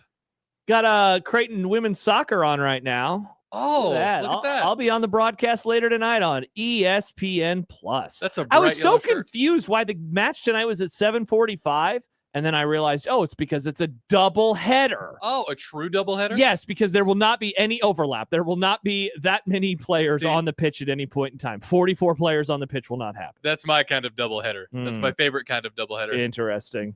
Who do you like in this matchup, Josh? Creighton, of course. Yeah. John is back. All right. All right. Which go ahead, John. Go ahead. Which M&M is the best bang for your buck? What? So let's just say that Why all are you so confused? What do you mean, which M&M? He's not talking about the colors, John. He's talking about peanut M&Ms, peanut Thank butter God. M&Ms. Right. Yes. Thank yes. God. He I doesn't thought say you were like talking about the blue. colors. right, because you have normal M&Ms, Yeah. they're chocolate. That Yeah. feels like the worst bang for your buck because you have peanut M&Ms. Peanut is peanut and chocolate. Sure. But then you got peanut butter. So Yeah. is peanut butter worth more or less than the peanut? You have M&M Well, I got minis. you beat. It's almond. Oh, almonds suck. Almonds do suck. Almonds are nasty. But you're saying John. bang for your buck, and almonds are expensive. Are they? Yes. So are almond M&Ms expensive too? I would think so. Just for the sake of argument, let's say that all M&Ms cost the same. Okay. So like, I guess it would be like John. That's a good point about the almonds, but I guess they do weird M&M flavors all the time. I mean, my answer then would probably be peanut butter because I like peanut butter. But I don't like peanut butter M&Ms famously, but I will admit that those are probably the best bang for your buck. I like peanut M&Ms. I've always liked peanut M&Ms. Then- Peanut M&Ms greater than regular M&Ms. So you have pretzel M&Ms too. Is a pretzel more That's expensive stupid. than The an almond? pretzel ones are dumb. They're not Yeah. good. Fudge brownie. Fudge brownie Never is had probably more those. than almond. Oh, John, what was the time the kind of M&Ms that the Neapolitan that M&Ms. Stibbs dumped into the trash can? And Those were since so then, bad. you notice Mailman Todd no longer a listener because of Mike Stibbs. They also have caramel Thanks a cold lot. brew M&Ms. What? Caramel cold brew M&Ms. No, thank you. Okay, M&Ms. We need to stop M&Ms with all these weird flavors. Just stick to what you know. We don't need pumpkin spice M&Ms, cold brew M&Ms, prime rib M&Ms. We don't need those. Just stick to the basics. So they have peanut butter M&Ms, but they also had peanut butter and jelly M&Ms. No, so that would okay. be worth more than peanut butter. This M&Ms. is bad. These are getting worse by the day. You know what is the just- least bang for your buck? It is M&M minis, even though it is a fun mouthfeel because it's more expensive, even though you get fewer of They them. come in the fun little tube. Yeah, I loved M&M minis back when I was a kid. Thank you, too. Stibbs, for blessing me. I appreciate you. I got one from. Oh, this was another one from Aaron and Papillion that I think is pretty good. What makes power rankings power rankings? Are they just rankings? What is the power part? Happer did his power rankings for the Big Ten today. Is there a second set of putting the team in order that are just rankings? Does the AP have a power ranking? See, I always feel like they're just vibes. Like power, I just substitute the word power with vibes. So it's a vibes ranking for I you? feel like it's all a vibes ranking because it's all initial rankings. I believe the purpose of a power ranking is to less acknowledge the resume and to more acknowledge who is actually better. Mm-hmm. Isn't that what it is, John? I guess we'll have Todd Furman on tomorrow. Maybe we ask him this question. It is truly who would beat who. This is the number one Probably, team. We think they would beat but- number two, and on and on and on. And resume is not accounted for. That may have been the original intent, but now it is morphed into just a marketing ploy. If you add power in front of rankings, it makes it sound more important or better or cooler than just rankings. We should have just done, instead of bang for your buck M&Ms, Nick, we should have done power rankings for M&Ms. Oh. Exactly. You could have made a video with a Canva graphic. It would have been incredible, but instead it was just bang for your buck and nobody cares. Yep. No offense. Okay. You did a great job. Yeah, you're right, John. It is kind of just a marketing scheme. Yes. Star Wars Fiend Oh. sometimes will come up with some of the best and worst at the same time dumb debates. I hesitate to even ask, but I'm going to anyway. This was an older one, but I've been saving it. Okay. Would you have rather have punched a baby, but no one will ever know, Okay. and you have to live with that guilt the rest of your life? Or you never punched a baby, but everyone that you meet in your life will think you have punched a baby? So do you want to live with the guilt of knowing that you did it, but no one else knows that you did it, and so you live, at least in public, a clean life? Or do you want to not have the internal emotion of having struck a child, but everyone in the world thinks you struck a child? What happens, John, if our bosses think that you struck a child? You are probably fired. Yeah. Yeah. I'm punching a baby. I'm sorry. To say, as we know from college football, perception matters more than the Perception. actual thing. It's like a power ranking. So I guess, is the baby messed up from me punching it? Because I'd feel a little less guilty if the baby was fine after I punched it. When you're punching a baby, Nick. We're going to assume, for the purposes of the question, that the baby is fine. The baby survives. Yeah, I'll punch It does not affect it. I mean, sure, it probably is, cries and is in pain for a while, but the baby is fine. John, what are you doing? Stibb says, assuming there would be guilt. Yeah, you got to have a heart to have guilt. Keena says, is the baby an a-hole? Yeah, that's also a good question. Baymont says that I don't hit hard. Yeah, remember I have, what did they call me earlier with my, what's the paddle game that Ravi likes? Oh, pickleball. Yeah, my pickleball body. I'm not even strong. Here's the other thing. Babies are mostly rubber anyway. Like all the cartilage, they bounce pretty quick. I mean, unfortunately, What on even hurt the earth? baby? You speaking from experience, you freak? No, that's just how your bones The form. perception, I think, is forming with you right now, Nick. Biology, Josh. I sad to say, I think Josh is right. I think you need to have actually done it, but have no one else know it. Yeah. Because the stigma with which you would live with, because you're right. I mean, people that would know You're not going you, to get hired. You're not going to get hired. You're I not need going to a get job. respected. Yeah.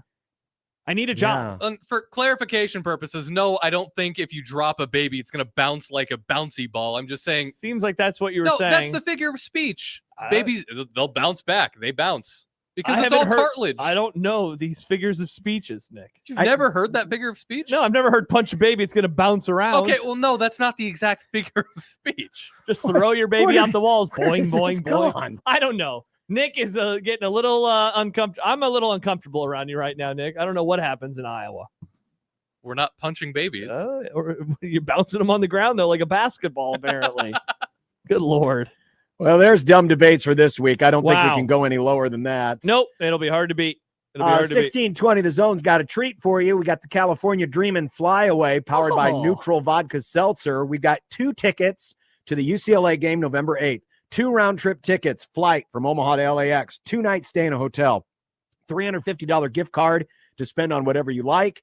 You can enter online today at 1620thezone.com, the California Dreamin' Flyaway. And while you're there, make sure you pick your games this week for 4-quarter pick'em and your chance to win $250 if you just pick 10 games, just by picking 10 games. And remember to sign up for that email club because you get early access, and that is critical for tiebreakers.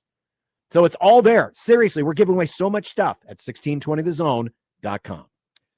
Hey everyone, Josh and John here for Underdog Fantasy and UnderdogFantasy.com. What a fun matchup, John, that we have in the National Football League. Tomorrow night between Green Bay and Washington, you have stars on both sides. You have quarterbacks that are well-known. You have receivers. You have defenders. All sorts of players are available. I am looking at some of them right now. Josh Jacobs, for example, maybe go higher or lower on the rushing yards, 74.5 in this matchup. How fun is it to pick a quarterback, John? You could go with Jaden Daniels. Maybe you like him rushing. Maybe you like him throwing, higher or lower. All of it available right now at UnderdogFantasy.com, and you can play it in Nebraska. You can play it in Nebraska. You don't have to cross state lines, and you can play any sport. Like, for example, you could take Aaron Judge.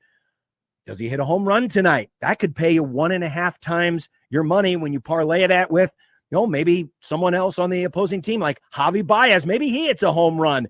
If that's the case, you could get over 6 times your money. It's fun. It's easy to use. And all you have to do is download the Underdog Fantasy app today. And when you do so, make sure you sign up with our promo code 1620thezone, and you could score $50 in bonus funds when you play your first $5. Again, promo code 1620thezone, Underdog Fantasy. Download it today. Make picks, win money with Underdog. And remember that promo code 1620thezone. Must be 19 plus and present in Nebraska. Terms apply. See assets.underdogfantasy.com for details. Concerned with your play, call 1-800-GAMBLER or visit ncpgambling.org.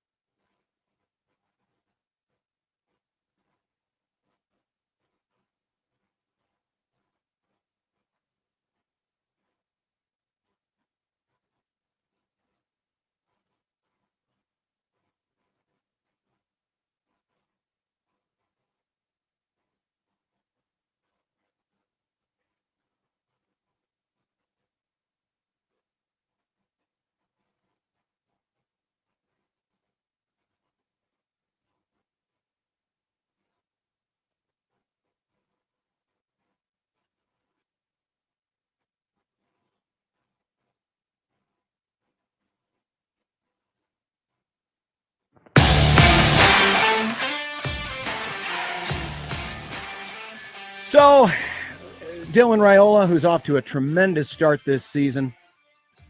He has completed more passes than anyone in the Big Ten Conference. He's one of the top 8 quarterbacks in the country in terms of yards per attempt. He has not thrown an interception this year. He's got 6 TD passes. And there's a lot of conversation surrounding him and whether or not people have been respecting him properly. And, of course, this all started back in the offseason with, The Athletic did a list of top 100 quarterbacks, and there were some people who were upset with where Dylan was ranked, and certainly some of the quarterbacks that Dylan was behind. And I would only ask at this point, if you are one of those who are upset, I get it. I get why you're upset. I get why quarterbacks like Gronowski and DJ Lagway get ranked ahead. But the most important thing is this: the way that Dylan is performing right now, and I said yesterday, I think this is sustainable. I think this is something that is real. Yeah.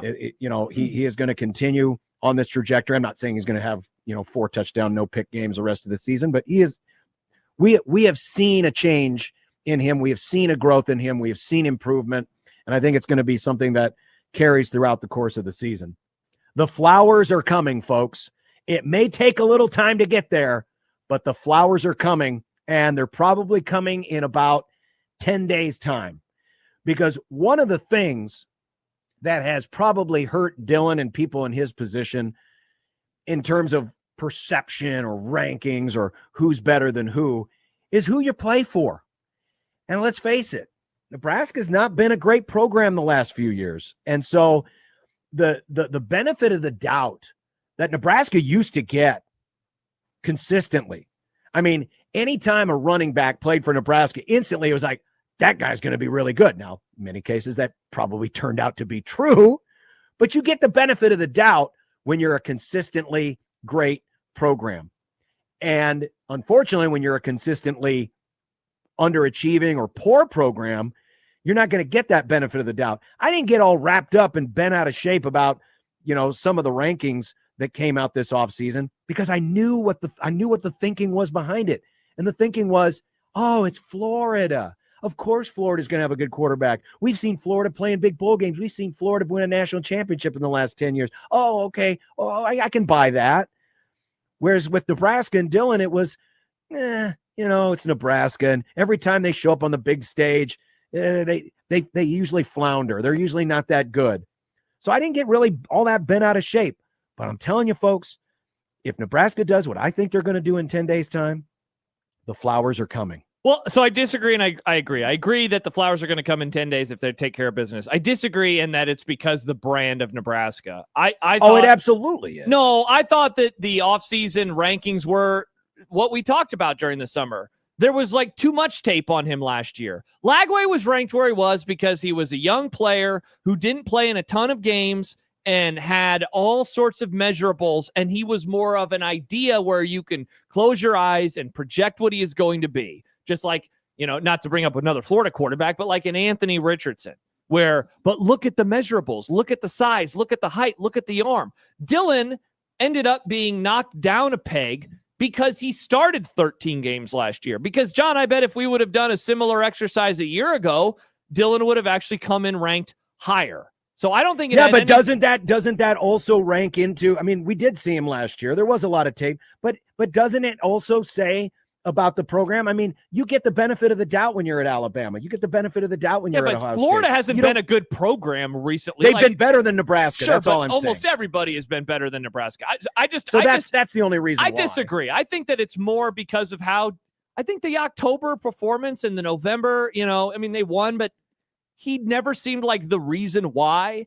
And I think he probably also got knocked because of the Mahomes stuff. Like, it was weird how he turned into more of a meme than anything else. I was having a conversation about it earlier this week with Max Olson, and he said to me, like, dude, is Dylan Raiola underrated right now? And I mean, certainly through 2 weeks, you're feeling really, really good. 6 touchdowns, no picks, over 600 yards, 80% essentially completion percentage. Like, he is playing at a very high level. Now, one of them was on a Thursday night national stage. He was good, very efficient, but not a whole lot of big plays, of course. 2 touchdowns, no picks. Last week, It's Akron. Nobody was really going to watch it, right? Especially given that it was on at the same time as John Mateer, Bryce Underwood, a couple of other guys. And see, John, like I think why I like my argument, and I know you can push back and say, yeah, but Michigan is a bigger brand right now. Bryce Underwood is another one of the guys he hasn't played, but he could be really, really good. But he plays for Michigan, and Sure. that is a brand, and that matters. One other thing I also said, though, was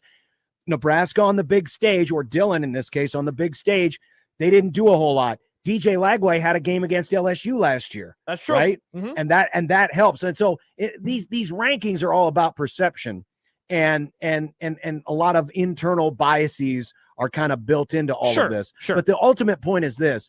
If you think Dillon has not gotten enough credit, he's worry. going to get plenty of it here in the next few games if he continues on this track. And if Nebraska wins, that's the important thing.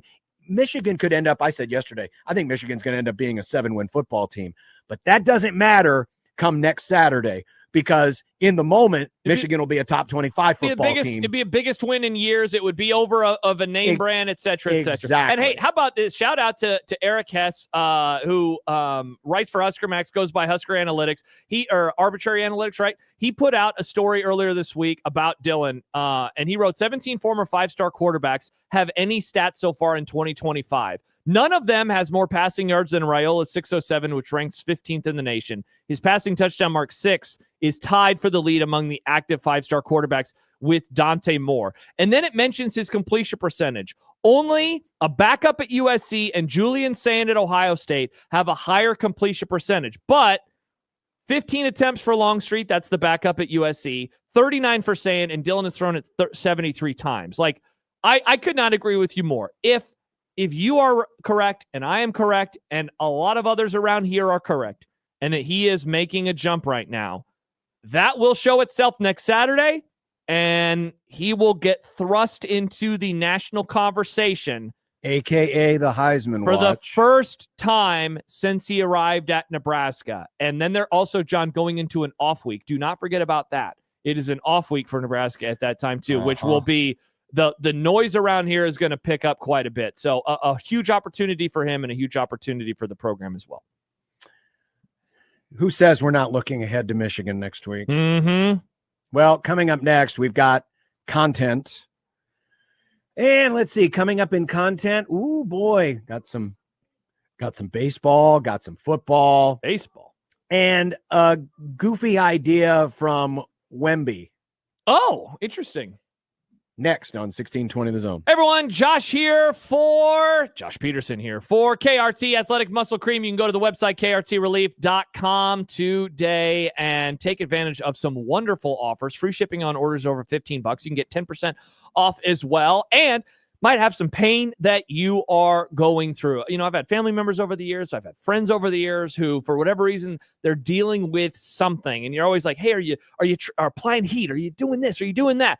KRT Athletic Muscle Cream. Now, whenever I hear about a friend or a family member having pain, this is what I am going to tell them to do, because it has changed how I feel. Hamstring, terrible earlier in the year. Now, feeling like it has for, honestly, most of my entire life. And I chalk up a lot of that to what this has been able to do. Fast and effective pain relief designed to help with things like that. Back pain, deep muscle pain, cramp pain, strains, muscle fatigue, and more. Very easy to use, and you will feel better. Also relieves minor pains associated with arthritis, bruises, and more. Go to the website today, krtrelief.com, and take advantage, again, 10% off of your order. Free shipping on orders over $15 as well. It's krtrelief.com.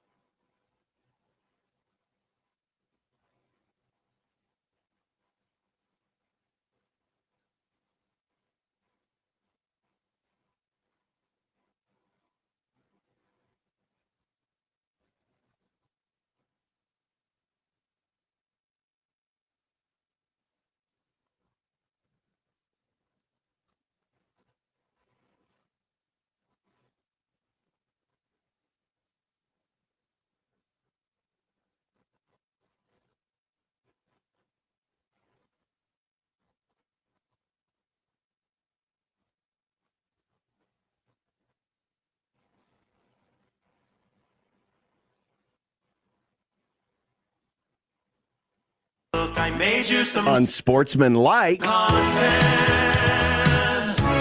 Unsportsmanlike content. Unsportsmanlike content. Content that's unsportsmanlike.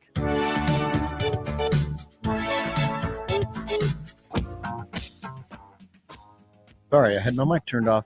Hello, okay. Nick. What do we got? We got old boy Kyle Schwarber. Shout out to Nick Baugh. Remember Nick Baugh? Did you get that reference? No. Oh, it was in the question. It was Never in the mind. question. Oh, okay. I love Nick I was Baugh, proud of you. You but I'm should have not- said no. Yeah. I listen, I'm not a stolen valor kind of guy. I have integrity. Integrity weed.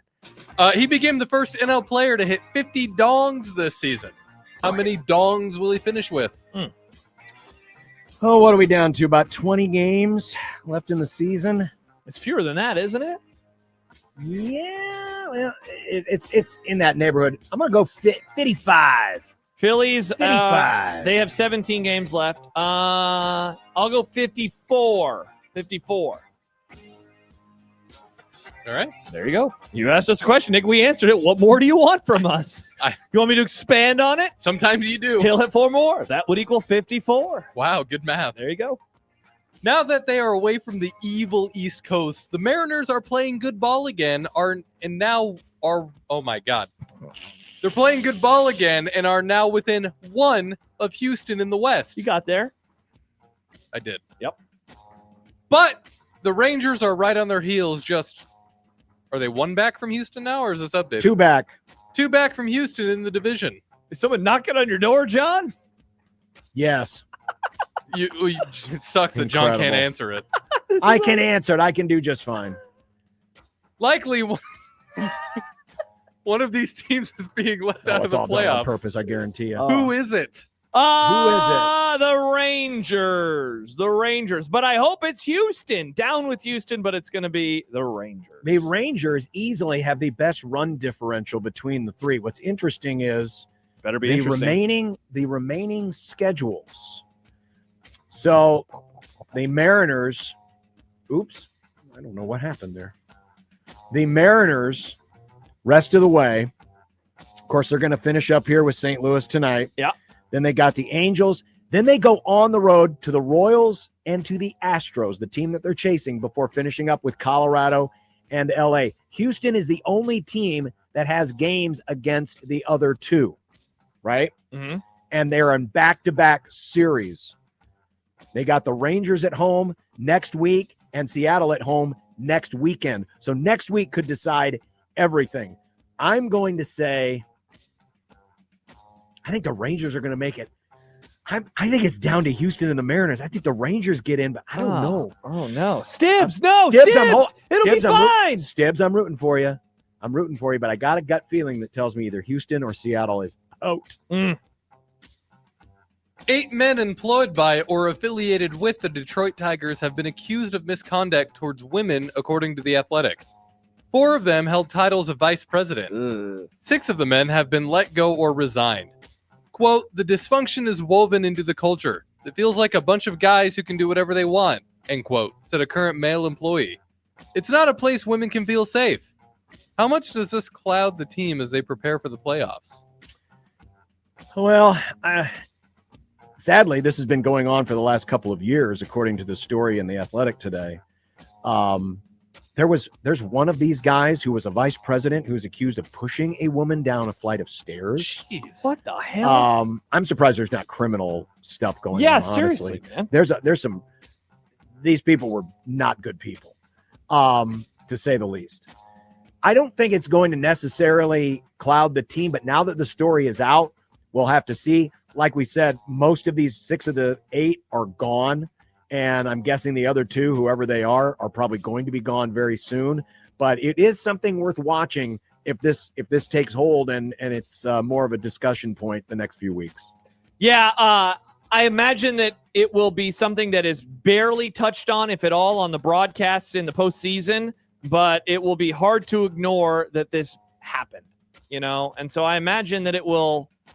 I don't know. I mean, television, John, controls so much of the narrative, and it's not like in a story you're going to read, hey, the Tigers, won 4-3 tonight. And also don't forget, like, it's not going to be there. But the further that they go, like every bit of downtime will probably have more reporting and more discussion surrounding it. So I don't know if that's really an answer. I guess it's a little column A, little column B for me. Ohio State coach Ryan Shoe Polish Face Day said Tuesday that he's not a fan of the proposal that would change the transfer portal to January. He says other Big Ten coaches agree.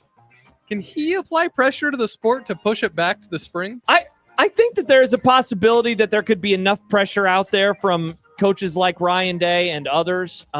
We've talked about it plenty. It does not make sense to have a portal that would affect your postseason. It's like if free agency began in the playoffs in pro sports and guys were just like, all right, well, my contract is up. See you later. It's time for me to move on to the Miami Heat. It does not make any sense. So I hope so. I understand that there are pros and cons of all of them. I do. But I just have to imagine that coaches would rather have full rosters than establish their culture for an extra few months. But, John, maybe I'm wrong. But some of those same coaches will also say, yeah, but I got to have these guys for spring ball. So something has to change. They're either going to have to give up one or the other. Either there's going to be sacrifice for people who have teams in the playoffs. And remember, we're only talking about 4 teams that will really be affected based on the current calendar. So, and Ohio State is likely going to be one of those teams on more than a few occasions. Yeah. Or do you push it back and you sacrifice the spring? So I'll be curious to see. I wonder if someone will ask Matt Rule about this tomorrow at his Thursday media gathering, because I'd be curious to know what he thinks. But listen, you're trying to shoehorn a new college sports calendar with the existing college academics calendar. And those things are not meshing anymore because literally the football season crosses over into the winter semester. It didn't used to, but now it does. So maybe the other thing you address is how you address the season and where you put playoff games. Tyreek Hill is in trouble again. Being accused by his estranged wife of domestic violence, with the first incident occurring on January of 2024. What do you guys expect to come from this? Well, thanks, Nick, for reading us so many inspiring, this has been pretty brutal questions today. Yeah. Apparently, it sounds like the NFL is perhaps looking into a personal conduct investigation, which means Tyreek Hill could be on the shelf for a while. That would be my guess, is that there will be an investigation by the league. Remember, Tyreek Hill has a long list. Long list. Goes back to college. Abuses of both women and children. Yeah. So he is, I'm guessing we may have seen Tyreek Hill play. If we haven't seen him play his last game yet, it will happen soon. And John, not to be so cynical, but so often with athletes that sports move on from after allegations or proven convictions, it is when they are no longer providing the skill level that they previously were. I think the Ravens hid behind poor play with Justin Tucker, but if it would have been 5 years ago, I do not think that they would have moved on from him. Ray Rice, the only reason, so I was talking about this with Riz the other night, she was like, why did that happen with him but not with other athletes? And I said, because there was a video. That was the reason that the Ray Rice, remember, Goodell suspended him for 2 games, and then the video came out, and it jumped up to whatever the number was, and he became a pariah in the NFL. And so Tyreek Hill, his skills are diminishing before our eyes. He has gotten slower before our eyes. He is a locker room problem as well. I'm with you. It would not shock me at all if we have watched him play his last game in a Miami Dolphin or in an NFL uniform, period. Lamar Jackson has apologized to a Bills fan that he shoved in retaliation for making contact with the Ravens QB while he was celebrating a touchdown near the front rail of the stadium. The fan has been banned from future Bills games. Does anything else need to be done? I mean, I don't think so. I'm guessing that the conversation will be had with athletes, especially road athletes, of like try to stay away from the, well, I mean, what do you call this? Just the railing area, John? The opposing, the opposing area where the fans are. Problem is in some stadiums it's hard to do because it's so close. It is. So, like, that's why I don't really know what else can be done other than, fans not being jackwagons and slapping a guy on the top of his helmet. So, I don't know. That's the thing is it's about fan behavior, because certainly what Ravens were doing was nothing untoward. I mean, they were No. just celebrating a touchdown. They certainly weren't doing anything in. No, they towards weren't the like fans looking or in up the at them and stands. flipping So, them off or something. Yeah, I mean, the deterrent is, hey, if you're going to do this, you're going to be kicked out forever, and you're not going to get back in. So hopefully this will be the end of it. I don't think anything needs to come of it from Lamar because all he did was kind of shove back. It wasn't anything overly violent, or it certainly didn't strike the guy. So, yeah, I don't think anything else needs to be done here. We just need to make sure that fans know, keep your hands off the athletes, stay away. Yeah.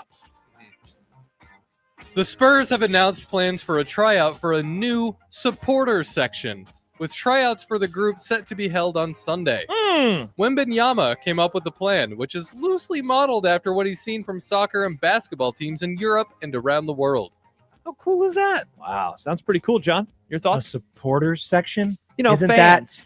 that the whole arena? But no, Assuming it's that you like- sell tickets to your own fans. It's like extra support, like in Major League, the fans in the outfield banging the drums. It's like that, but for Spurs, you know. What are they going to do? All jingle their Spurs in there? That's dangerous. John, Spurs are sharp. Well, a pretend Spur. I think you're onto something. I think this is cool. More fun crowd sections, especially professional sporting Can you even events. have fun at an NBA game? I mean, they're playing the music all the time over the possessions. I mean, you can't even hear them cheer. Maybe, You know, maybe. It's so bad. It's so bad. And John, soon enough, the NBA will be back in our lives, but a month away. Wow. And football will be over? No, it'll still have plenty of time left. Plenty of time. Wow, I can't believe you're already on to the next sport. What you said no was really funny. Anthony Rizzo announced his retirement after 14 Major League seasons. John, what will you remember most about this Cub who helped end the World Series drought? He was the OG. He was really the first of that core of group of players when he got traded over from the Padres to join the team. And he was there through a couple of bad seasons. And then reinforcements came. Chris Bryant, Kyle Schwarber, Javi Baez, that whole group, Chris Bryant.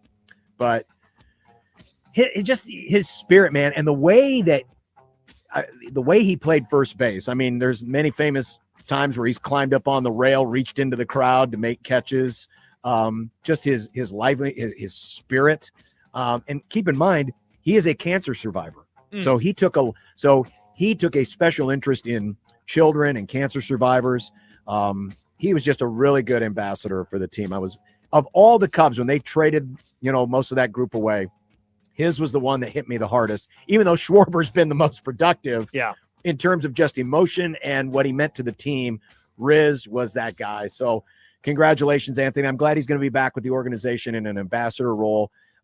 He will always be a Cub. And he's like the poster child of that team because he was the original and he was the captain. The thing I always remember about the last out was Chris Bryant getting the ground ball and immediately smiling because he knew what was about to happen, and then Rizzo catching it and putting it in his back pocket. Like, it was just so smooth. Keep that ball. Fans have been waiting for 108 years for it. They'll probably have to wait 108 more years for it. So he recognized in the moment, this is very important. Why are you so hateful? Why are you so weird? Why am I so hateful? You treat me my fandom so well. Why am I so hateful? It's a great question, John. Where on earth could I don't get this root for from? the rotten Cowboys. That's not my fault. I was so happy for you. I remember coming to work the next day and I'm being No, like, you were wow. happy because you won a steak dinner from me. I did win a steak dinner. I forgot about that. That was awesome. I won 2 of them and I gave one of them to Stibbs. That's right, you did. God, that was awesome. I forgot about that steak dinner. Shout out to the Cubs. Thanks for the steak. All right, when we come back, we'll Speaking have of, What's for Dinner on 1620 The Zone.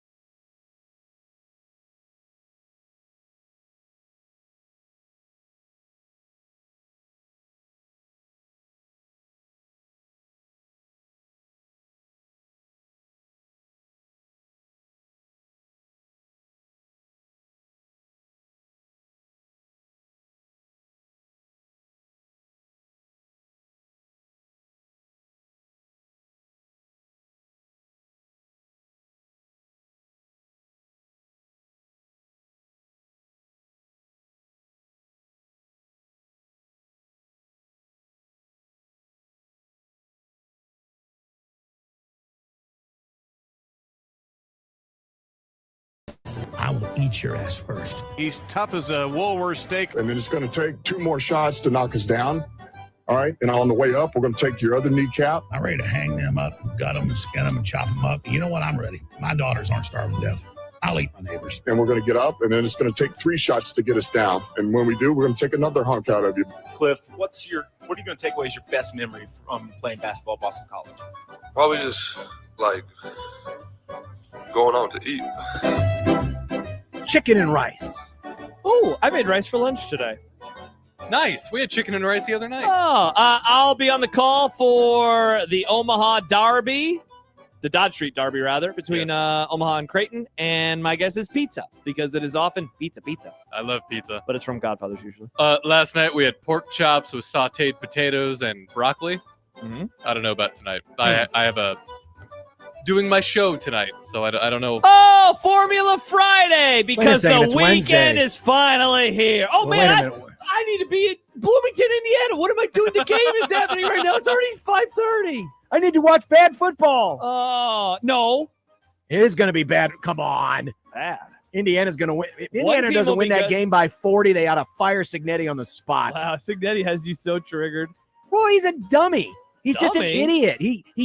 We're going to have an SEC schedule. Not anymore, pal. Well, when he said it in the moment, it was an Cream SEC puff schedule. Kurt. That's all you are is cream puff Kurt. I'm Jo- just going to play a bunch of cream puffs. John, we got a text from one of our great listeners, great, handsome, beautiful listeners. And this listener's name is Dave. To Hello, which I Dave. say, hello, Dave.